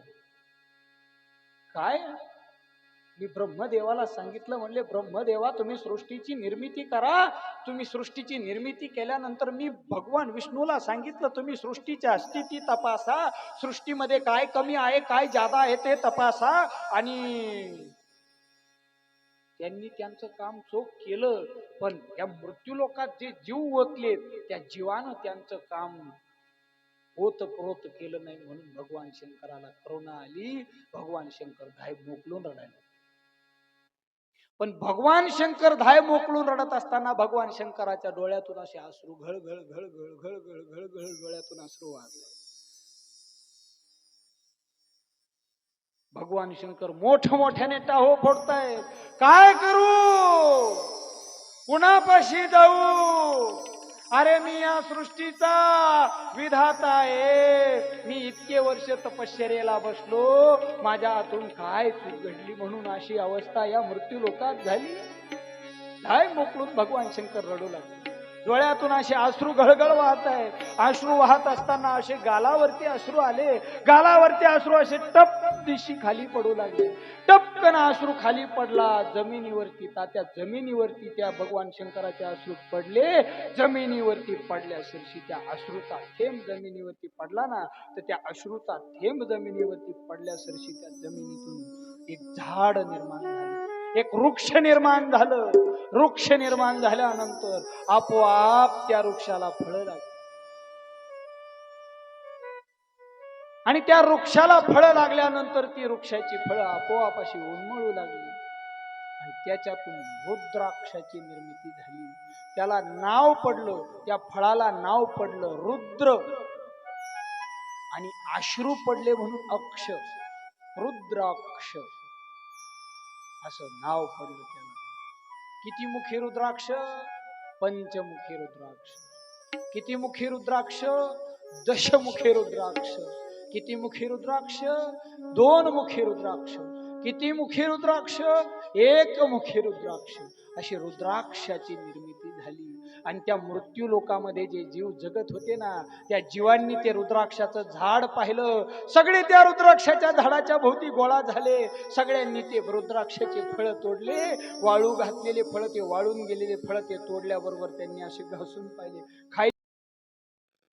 ते रुद्राक्षाचं फळ बघितलं. त्या मृत्यू लोकातल्या लोकांनी ते फळ घेतलं. फळ घेऊन असं फळ घेतलं. फळ आणि फळ घेऊन असे घेतला, चान्स मारून गुळ खायचा. खायला लागले, पण काढकन बदलो दातच मोडला एका जणाचा. अरे म्हणले कडक हे फळ ते तसं नाही जमायचं, ठेचून काढू म्हणले आपण याला. असं ठेचायला लागले, पण ते ठेचता ठेचना, फुटता फुटना. एका जणानं पाहिलं, त्याच्यावरती असा त्रिशूळाचा आकार होता. काही काही रुद्राक्षावर त्रिशूळाचा आकार येतो. आम्हाला काय माहिती, आम्ही आपले डुप्लिकेट घेऊन गळ्यात घालतो तुळशीच्या माळी. एक मुखी रुद्राक्ष आहे ना, एक मुखी रुद्राक्षावरती असा त्रिशूळाचा आकार येतो. पहा, त्रिशूळाचा आकार पाहिल्यावर एक जण धार्मिक होता. ते म्हणले अरे हे त्रिशूळ भगवान शंकराचं काहीतरी दिसतंय. मग एका जणाच्या स्वप्नात जाऊन चमत्कार दिला. म्हणजे हे रुद्राक्ष आहे, भगवान शंकराच्या अश्रूंपासून निर्माण झालेलं रुद्राक्ष. तेव्हापासून तुम्ही आम्ही ते रुद्राक्ष घालतो. भगवान शंकरांनी सांगितलं. तिथून वरून वरदहस्त केला. म्हणले हा रुद्राक्ष जो कोणी जवळ ठेवीन ना, त्याला कधी कोणत्याही गोष्टीची कमी पडणार नाही. मग महाराज आम्हाला कमी नाही पडावं म्हणून आम्ही मग एक नाही, आम्ही भले कोणीच भरून आणू ना. किती रुद्राक्ष गोळा करा, उपयोग नाही. त्या रुद्राक्षाचा लय यथाविधी आहे. सांगायचं झालं तर तुम्हाला सकाळपर्यंत सुट्टी भेटायची नाही. तुम्ही म्हणता बाबा उद्याच्या कथ्याला तू येऊ नको ना, आम्हाला नको बोलू. म्हणून बराच कालखंड, त्यानंतर बराच कालखंड निघून गेला. पुन्हा ब्रह्मदेव, भगवान विष्णू, भगवान शंकर लीन होऊन गेले तपश्चर्येमध्ये. कित्येक हजार वर्ष तपश्चर्या चालली, कित्येक हजार वर्ष संसारही चालू राहिला, जन्म मृत्यू हे चालूच राहिलं. पण ब्रह्मदेव, भगवान विष्णू आणि शंकर भगवान या तिघांची तपश्चर्या चालू झाली. पण तपश्चर्या चालू झाल्यानंतर ब्रह्मदेवाला जाग आली, भगवान विष्णूला जाग आली. नारद महर्षी विष्णू भगवान परमात्म्याकडे गेले आणि नारद महर्षी विष्णू भगवंताला म्हणू लागले, ओ भगवान विष्णू, तुमच्याकडे लक्ष्मी आहे. ब्रह्मदेवाला सांगितलं, ओ ब्रह्मदेव, तुमच्याकडं कोणी? सरस्वती. तुमच्या दोघाकडं आहेत म्हणले. आणि ते भोला बाबा एकटाच बसलाय. गज चर्मधारी स्मशानी राहिला, संगे भूत मिळा विराजित. गज चर्मधारी, वाघाचं कातड घातलेलं आहे. स्मशानी राहिला, स्मशानात राहतोय. भस्म अंगाला लावतोय. भूताचा मेळा सोबत आहे म्हणले. गण कोणते? भूते भूत, भूते भूते वेताळ नाचती, हर्षयुक्त उमापती. भूत वेताळ भगवान शंकराच्या पुढे नाचतो. ते म्हणले, अरे भगवान शंकराला पण म्हणे, भगवान शंकराकडे पहा ना, कवर एकट्याला ठुता. काका, पोरग वयात आलं का घरचे काय म्हणते? दोनाचे चार करा, याचे हात पिवळे करा. पोरगी वयात आली का पोरीचे हात पिवळे करा, दोनाचे चार हात करा. तसं भगवान शंकराला उद्देशून नारद महर्षी विष्णूला आणि ब्रह्मदेवाला सांगितलं, तुमचं भागून घेतलं म्हणे तुम्ही त्याच.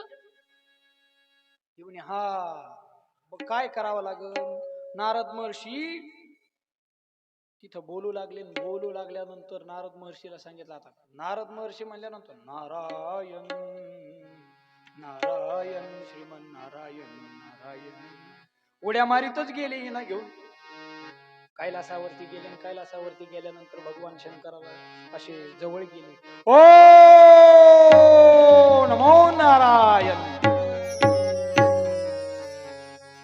भगवान शंकराचं दर्शन घेतलं. कोण आलं बुवा म्हणून शंकरानं डोळे उघडले. पाहिलं म्हणजे भगवान. नारद महर्षी तुम्ही? मी आलो. काय काम काढलं? काही नाही म्हणे, सृष्टीच्या निर्मिती करता आणि सृष्टीचं पालन व्हावं याच्या करता. सृष्टीला नुसता पप्पा आहे पण मम्मी नाही.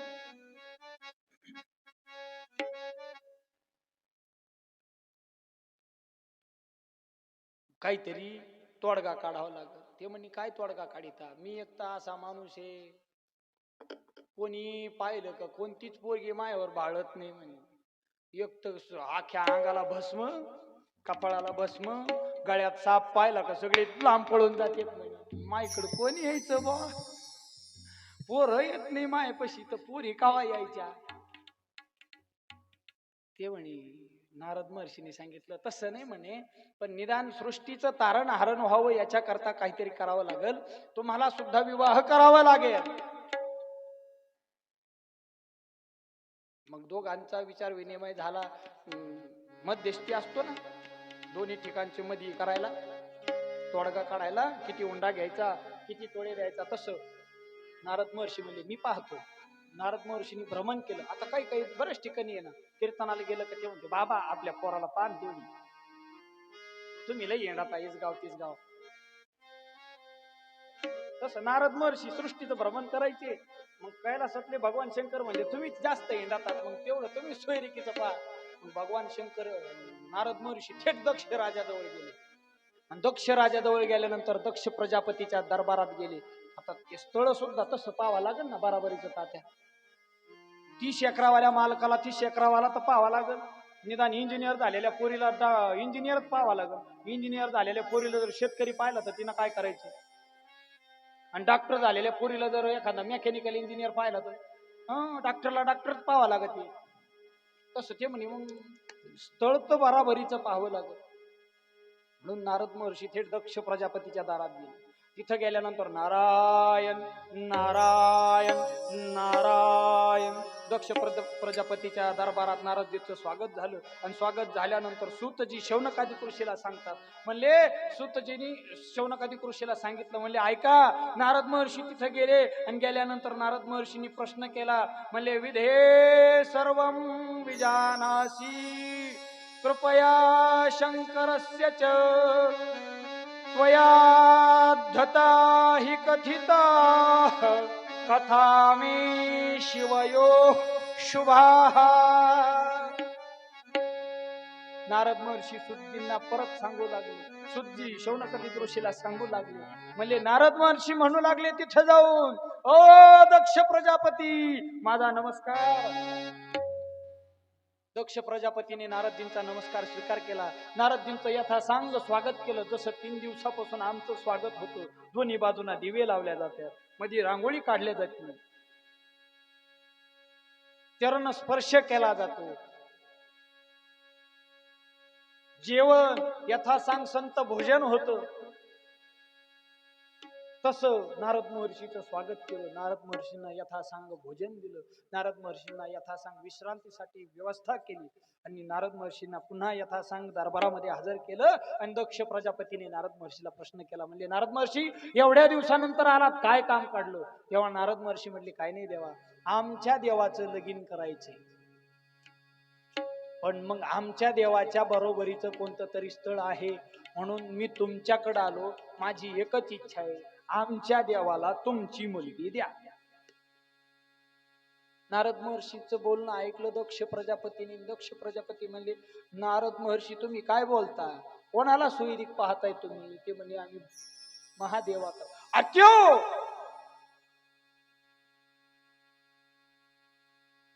अवघडान ना घडान पुढं हिंडतो म्हणले त्यो माझा जावई. बाबा बाबा बाबा बाबा नको, अरे ते स्मशानात राहतय, जाऊ दे म्हणे, निदान आमच्याकडे शिपाई आहेत, सेनापती आहेत, सेवक आहेत, पण त्याच्याकडे काही सेवक सेनापती शिपाई आहे का? तिथं भूत आहे, माई पोरगी कस काय देऊ तिथं? तुम्हाला जर म्हणलं कोणी तो पोऱ्या स्मशानात राहतो, तुमची पोरगी द्या त्याला, देता ना तुम्ही? नको, त्याला दिली तर मला मग अमुष्याच्या दिवशी भेटायला जावं लागेल नाही लेकीला. तसं दक्ष प्रजापतीने होकार द्यायच्या आधी दक्ष प्रजापतीच्या पत्नीने सांगितलं, मी माही पोरगी त्याला देणार नाही. ते उघडण नागडण कसं हिंडत, ते राख लावित म्हणे अंगाला, येड्यावानी राखत गोष्टीत म्हणे अंगाला पुढे.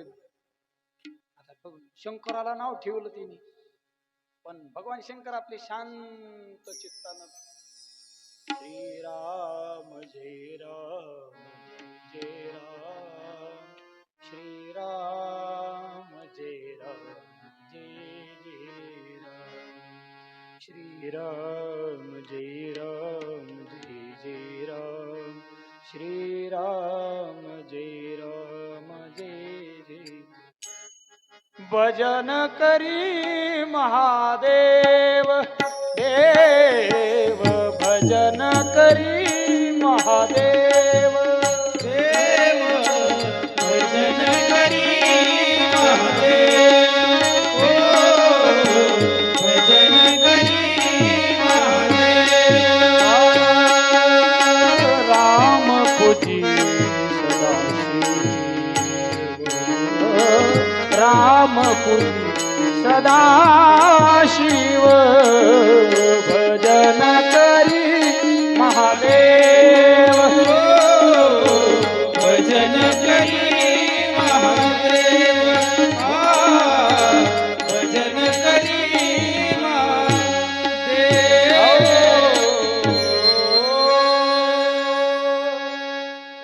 भगवान शंकर रामाचं भजन करीत बसले होते. प्रभू रामचंद्र भगवान शंकराचं भजन करीत. मग भगवान शंकर भजन करतायत, पण इकडं दक्ष प्रजापतीच्या पत्नीने सांगितलं, मी माझी मुलगी देणार नाही. पण नारद महर्षी म्हणजे तुम्हाला काय करायचं?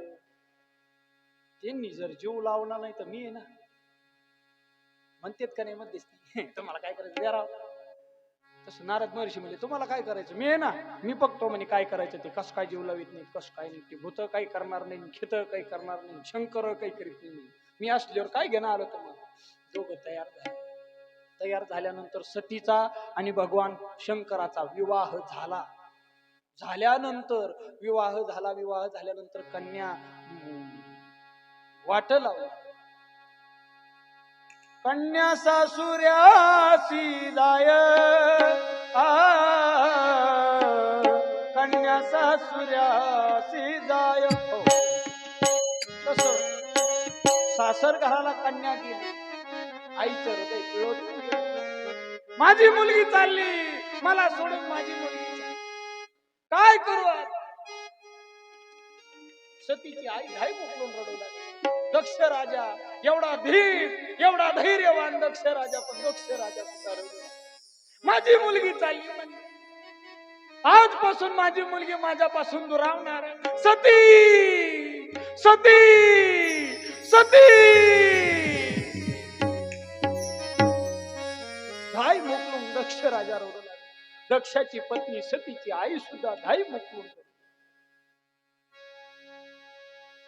सतीच्या बहिणी होत्या, त्या सतीच्या बहिणी सुद्धा सतीला आवळू आवळू धरू लागल्या, सतीला मिठी मारू लागल्या. सती काळजी घे सती.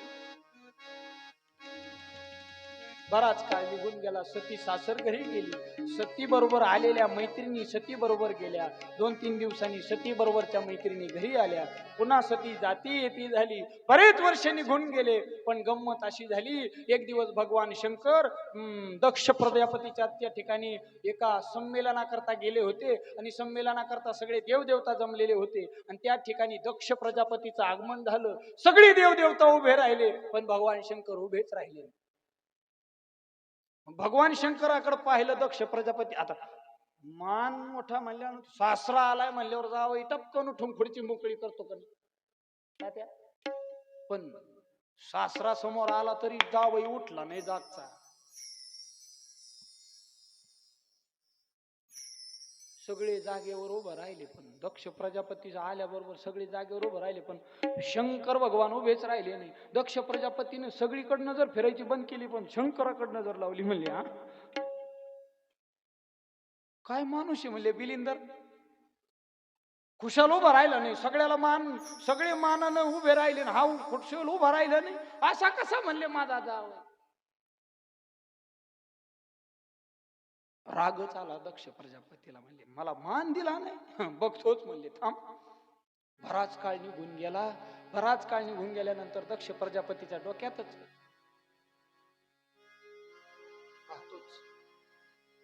डोक्यातच बसले. बराच काळ निघून गेला. पुन्हा दक्ष प्रजापतीच्या घरी मोठा असा महान यज्ञ आरंभ करायचा होता. आणि त्या महान यज्ञ आरंभाकरता त्या ठिकाणी सगळ्या देव देवता, सगळे ऋषीगण, श्रोतृगण, राक्षसगण, देवगण, अख्ख्या सृष्टीला आमंत्रण दिलं. पण भगवान शंकराला आणि पार्वतीला आमंत्रणच, भगवान शंकराला आणि सतीला आमंत्रणच दिलं.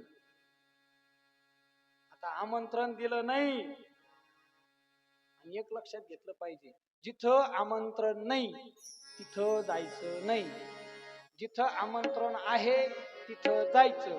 जिथं बोलवलंय तिथं हमखास जायचं. जिथं बोलिलं नाही तिथं डोकंच लावायचं नाही.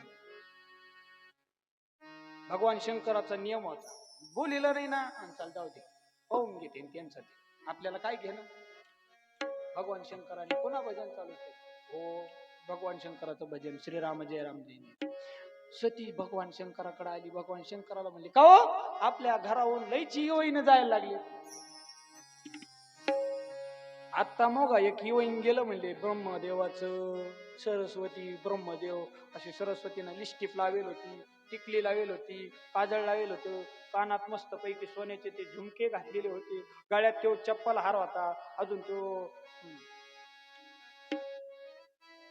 राणी हा, अजून असे बरेच प्रकारचे असं मान खाली वाकली होती. इतकं सोनं त्या ब्रह्मदेवाच्या पत्नीच्या अंगावर होतं म्हणले. आणि त्याच्या मागून विष्णू गेले म्हणले, लक्ष्मीचं तर पाहायलाच नको, अख्खी लाख लाख लाख लाख लाख लाख तरी कुठे गेले असते. भगवान शंकर म्हणले काही नाही, दक्ष राजा आहेत ना आपले, दक्ष प्रजापती, दक्ष मामा, त्यांच्या घरी यज्ञ आहे आणि त्या यज्ञ करता त्यांना बोलली. मग आपल्याला नाही बोलिलं का? पत्रिका नाही आली? नाही आली. माय पप्पानी पत्रिका नाही दिली? नाही. कस काय दिली? तुम्ही खोटं बोलाता म्हणे, पत्रिका दिली असं? नाही ना, दिलीच नाही. मला जावं लागल, मी माझ्या पप्पाची आवडती आहे. सती म्हणू लागली भगवान शंकराला, मला जावं लागल, मला जावंच लागल, मला जायचं, मला जायचं. आता भगवान शंकर म्हणले, बघ हे बी पिशी,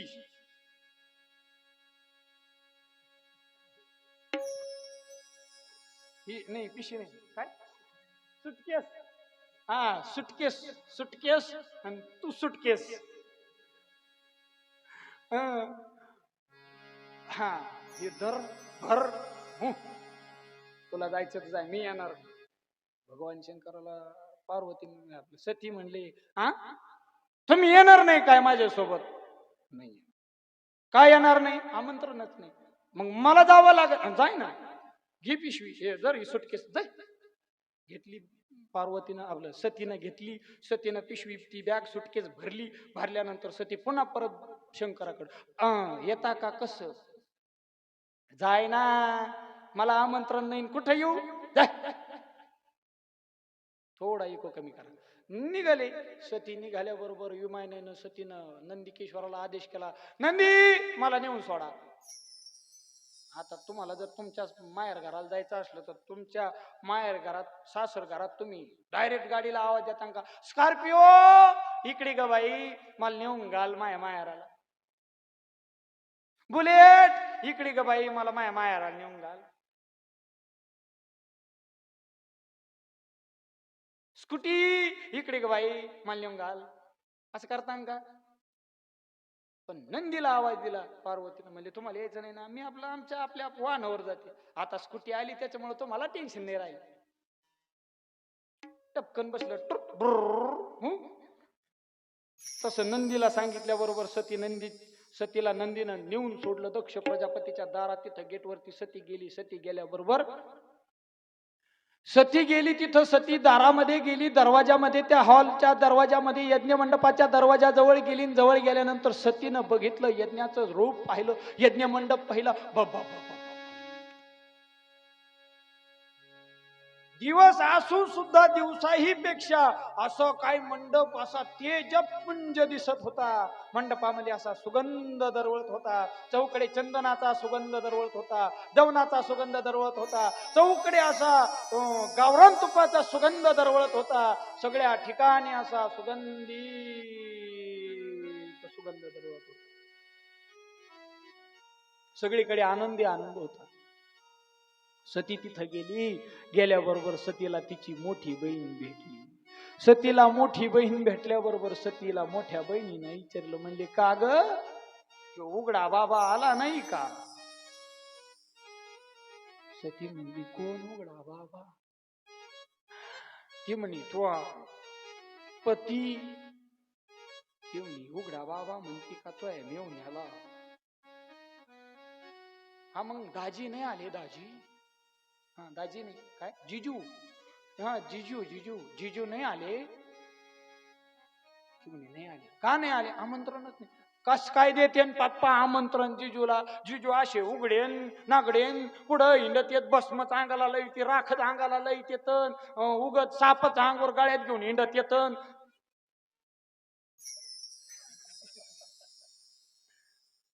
अरे भाऊ परत तुला बसायचं का आजी? असं भस्मन ते अंगावर टाकी देत म्हणे. त्यांना कुठं आमंत्रण देते इथं पप्पा? इथं सगळे सुटा बुटात आणि कोटात बसलेले आहेत, मिस्त्रीचे कपडे घालून आले, तर ते वाघाचं कातड घालून कुठं इथं बोलिता म्हणे त्यांना. सती ते बळच ऐकून घेतलं. सतीनं कान पाडल्यावर केलं, पुढं निघाली. दुसरी बहीण भेटली. ए सती, अगं ते भस्म लेपलेलं आलं नाही का तुझ्या सोबत? सती म्हणली भस्म लेपलेलं म्हणजे भस्म नाही का अंगावर राख वडून घेता अशी अशी? अगं जिजू म्हण ना. ती म्हणे हा तेच दाजी आले नाही का? ती म्हणजे नाही आले. का नाही आले? आमंत्रण नाही. पुढे गेली. जाऊ दे म्हणजे नसन दिलं आमंत्रण. पुढे गेली. पुढे गेल्यानंतर सतीची आई भेटली. आई भेटल्यानंतर सतीनं आईला प्रश्न केला. अगोदर आईनं सतीला प्रश्न केला, म्हणले सती बरी आहेस ना? आता मला सांगा, सतीच्या बहिणींनी प्रश्न विचारायला नको होता का सतीला? लग्न झालं तेव्हा तर लय कवटोळू कवटोळू म्हणत होते, सती काळजी घेन, सती काळजी घेन. आता भस्म लेपल्याला बाबा आला का नाही, साप गाळ्यात घालतो, कुठं हिंडतो, तेव्हा आला का नाही, असं म्हणत होते. पण पुढे गेली तर सतीच्या आईनं सांगितलं, बरी आहेस ना सती? सती म्हणली बरी आहे. मग तरी सुद्धा सतीच्या आईनं सतीला डवत, आमंत्रण नसताना आलीच कशी? मग तर सतीच्या तळपायाची आग मस्तकात गेली. सती दरबारात गेली. दरबारात गेल्यावर दक्ष प्रजापती असे समोर बसलेले होते. समोर बसल्या बसल्या दक्ष प्रजापतीकडे पाहिलं आणि दक्ष प्रजापतीकडे पाहून दक्ष प्रजापतीला नमस्कार केला. यज्ञ असा पुढं मांडलेला आहे. दक्ष प्रजापती तिकडून असे आहुती देण्याकरता उभे आहेत, बसलेले आहेत. आणि इकडून सती त्या ठिकाणी गेली. सतीनं नमस्कार केला, आदरातिथ्य सतीनं नमस्कार केला. नमस्कार करून वडिलाला नमस्कार केला. नमस्कार करून सतीनं वडिलांकडे पाहिलं. वडिलांकडे पाहून सती म्हणू लागली, बाबा मी आले. बाबांनी लगेच सांगितलं, अगं मी तुला बोलावलं नव्हतं, तुझ्या पतीला बोलावलं नव्हतं, आलीच कशी काय तू? अगं तुझा पती स्मशनात राहतो, भूतासोबत राहतो, भूत त्याच्या पुढे नाचतात, गळ्यात साप घेऊन हिंडतो, अंगावर भस्म लावितो, उघडान पागडान कसा हिंडतो म्हणले तुझा पती. भस्म उटी रुंड माळा, हाती त्रिशूळ नेत्री ज्वाळा,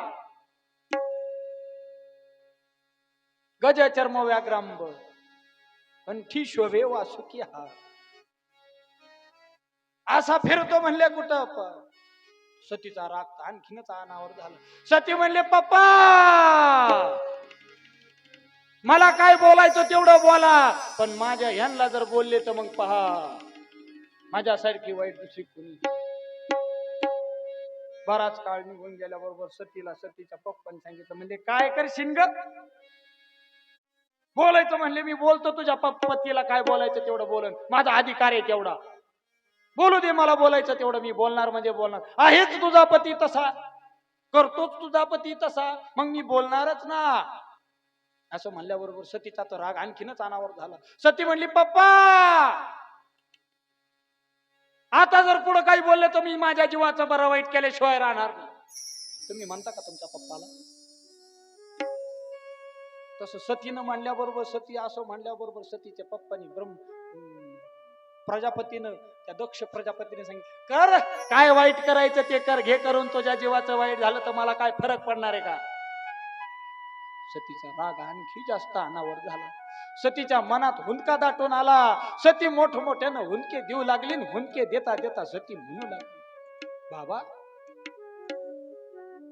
अहो मी तुमच्या हाताला धरून लहानाची मोठी झाले, मी तुमच्या हाताला धरून शाळेत जात होते, मी तुमच्या हाताला धरून शिकत होते, मी तुमच्या हाताला धरून भाकर खात होते, भाकर खाण्याचं शिकवण तुम्ही मला दिली. बाबा तुम्ही जे संस्कार माझ्यावरती केले ते संस्कार दुसरं कोणी माझ्यावरती केले नसते. बाबा एवढे संस्कार, चांगले संस्कार तुम्ही आमच्यावरती, माझ्या बहिणीवरती, माझ्यावरती केले. दादा बाबा तुम्ही एवढे छान असून सुद्धा तुम्ही आज अशी का वागता? बाबा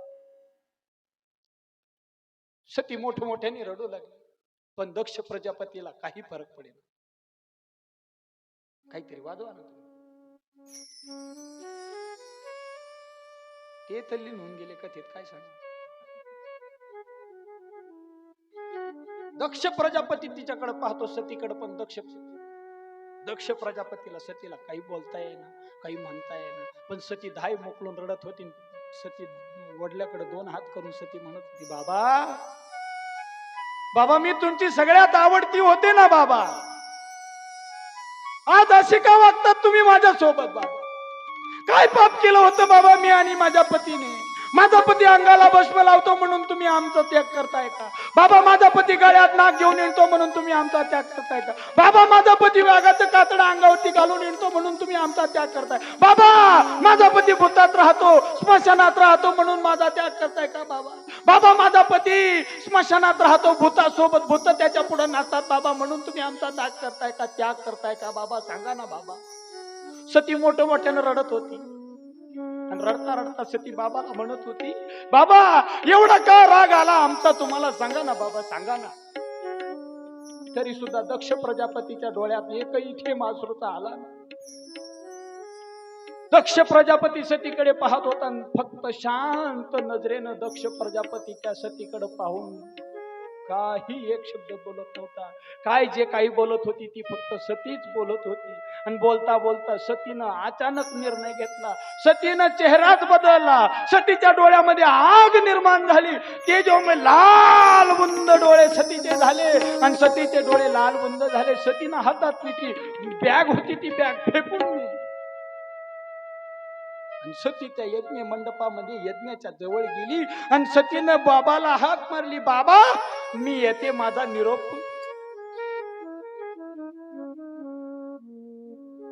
आम्ही जातो, तुम्ही कृपा द्यावी, सकळा सांगावी विनंती. जगद्गुरु तुकोबाराय सांगतात ना, त्यांचं ज्यावेळेस सदेह गमन झालं. आम्ही जातो, कृपा सूर्या सकळा सांगावी विनंती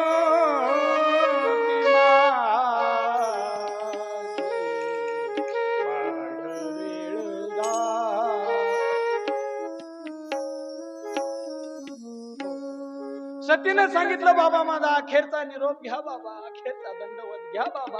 एवढं बोलली सतीनं धाडकन यज्ञामध्ये आणि देह त्याग केला. सती पण दक्ष प्रजापतीच्या एकमात्र डोळ्यामध्ये अश्रू आले.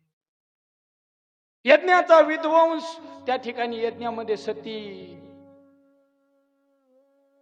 लीन झाली, अग्निरूप झाली. अग्नीच होती सती, अग्नीशी लीन होऊन गेली.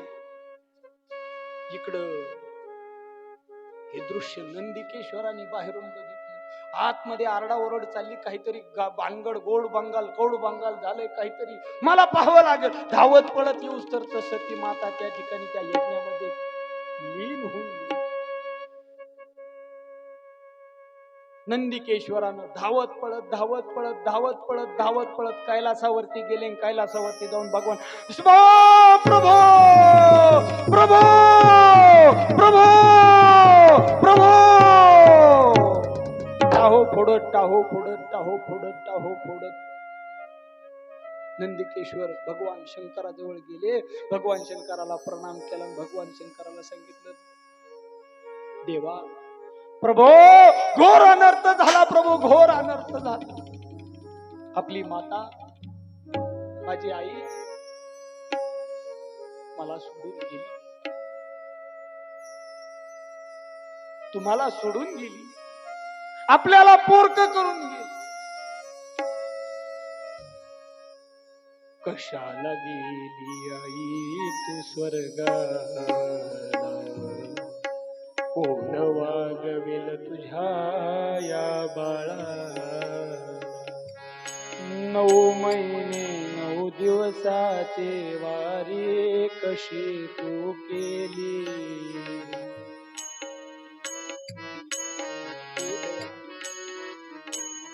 हो नंदिकेश्वर मोठमोठ्यानं टाऊ फोडू लागले. म्हणजे आई प्रभू, आई आपल्याला सोडून गेली. भगवान शंकराने ऐकल्या बरोबर भगवान शंकराच्या तळपायाची आग मस्तकाला गेली. लाही भगवान परमात्म्याच्या, भगवान शंकराच्या शरीराची होऊ लागली. भगवान शंकरानं त्रिशूळ बाजूला सोडलंय, डमरू बाजूला सोडलंय. धावत पळत पायात खडावा सुद्धा घातल्या नाही. धावत पळत भगवान शंकर दक्ष प्रजापतीच्या जवळ. भगवान शंकरांनी, शॉर्टकट सांगतो आपला टाइम झालेला. भगवान शंकरांनी धाडकन उपटली, खाली आदळली. त्याच्यातून भैरव निर्माण झाले.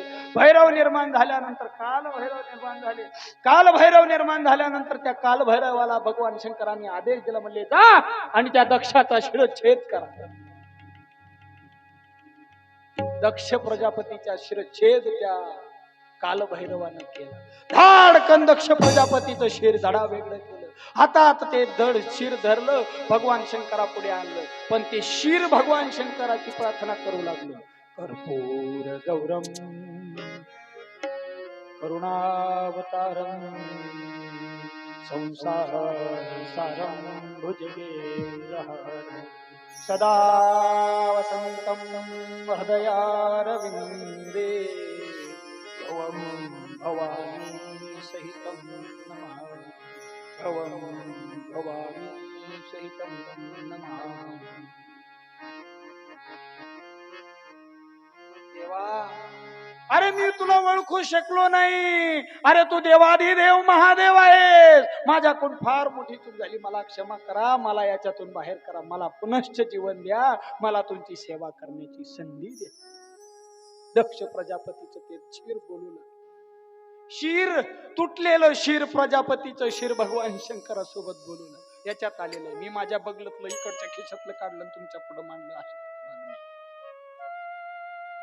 ते शिर बोलत होतं नुसतं दक्ष प्रजापतीचं भगवान शंकराला सांगितलं काही करा पण मला परत माझं जसंच्या तसं शिर जोडून भगवान शंकर म्हणले माझ्या अवतारामध्ये मी जर ज्या वेळेला खंडन केलंय ना परत ते खंडन केलेलं जुळत नाही जुळल्यात जात नाही मग काही करा देवा पण मला परत पहिल्यासारखं जीवदान द्या. मग सांगितलं म्हणले कोणत्या तरी एखाद्या बकराचं शिर आणा बोकडाचं अजाचं शिर आणायचं सांगितलं अजाचं शिर आणायचं सांगितलं एक अजाचं शिर आणलं शिर आणून भगवान शंकरानं ते त्याच्या दक्ष प्रजापतीच्या देहावरती ठेवलं धडाला ते शिर जोडलं जोडल्यानंतर ते शिर बोलू लागलं शिर त्या भगवान शंकराची प्रार्थना करू लागलं शिर त्या भगवंताचं भजन करू लागलं काय भजन करायला लागलो टाळी वाजा भजन करा आरतीची तयारी करा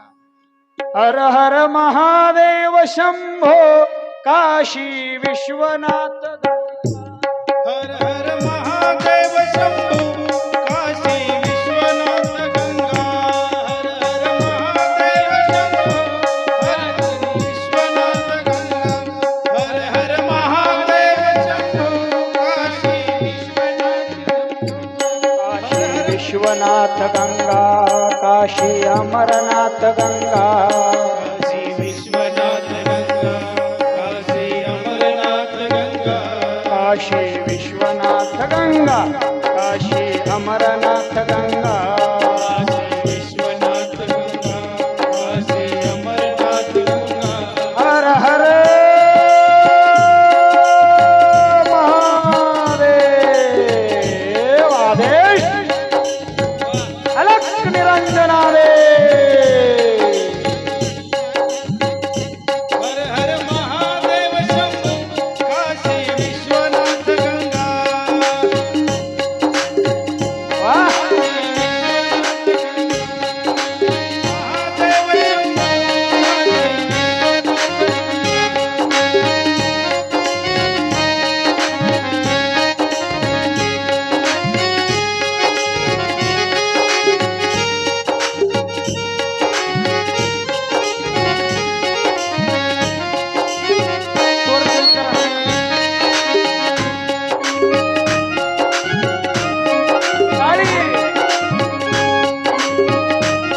भजन तर करा मीच गातोय विश्वनाथ गंगा काशी अमरनाथ गंगा म्हणा ना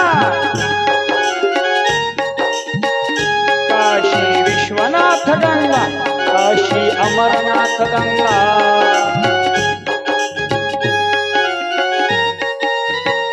हर हर महादेव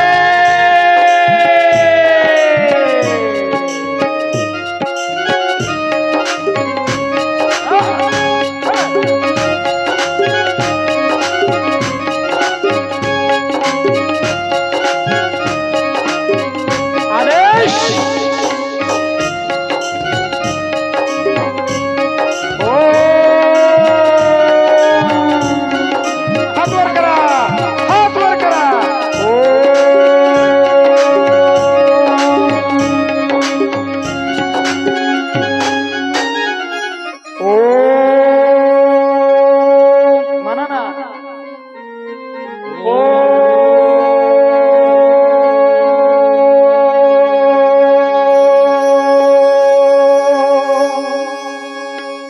ज्याला हात नाही त्याने हात वर करा.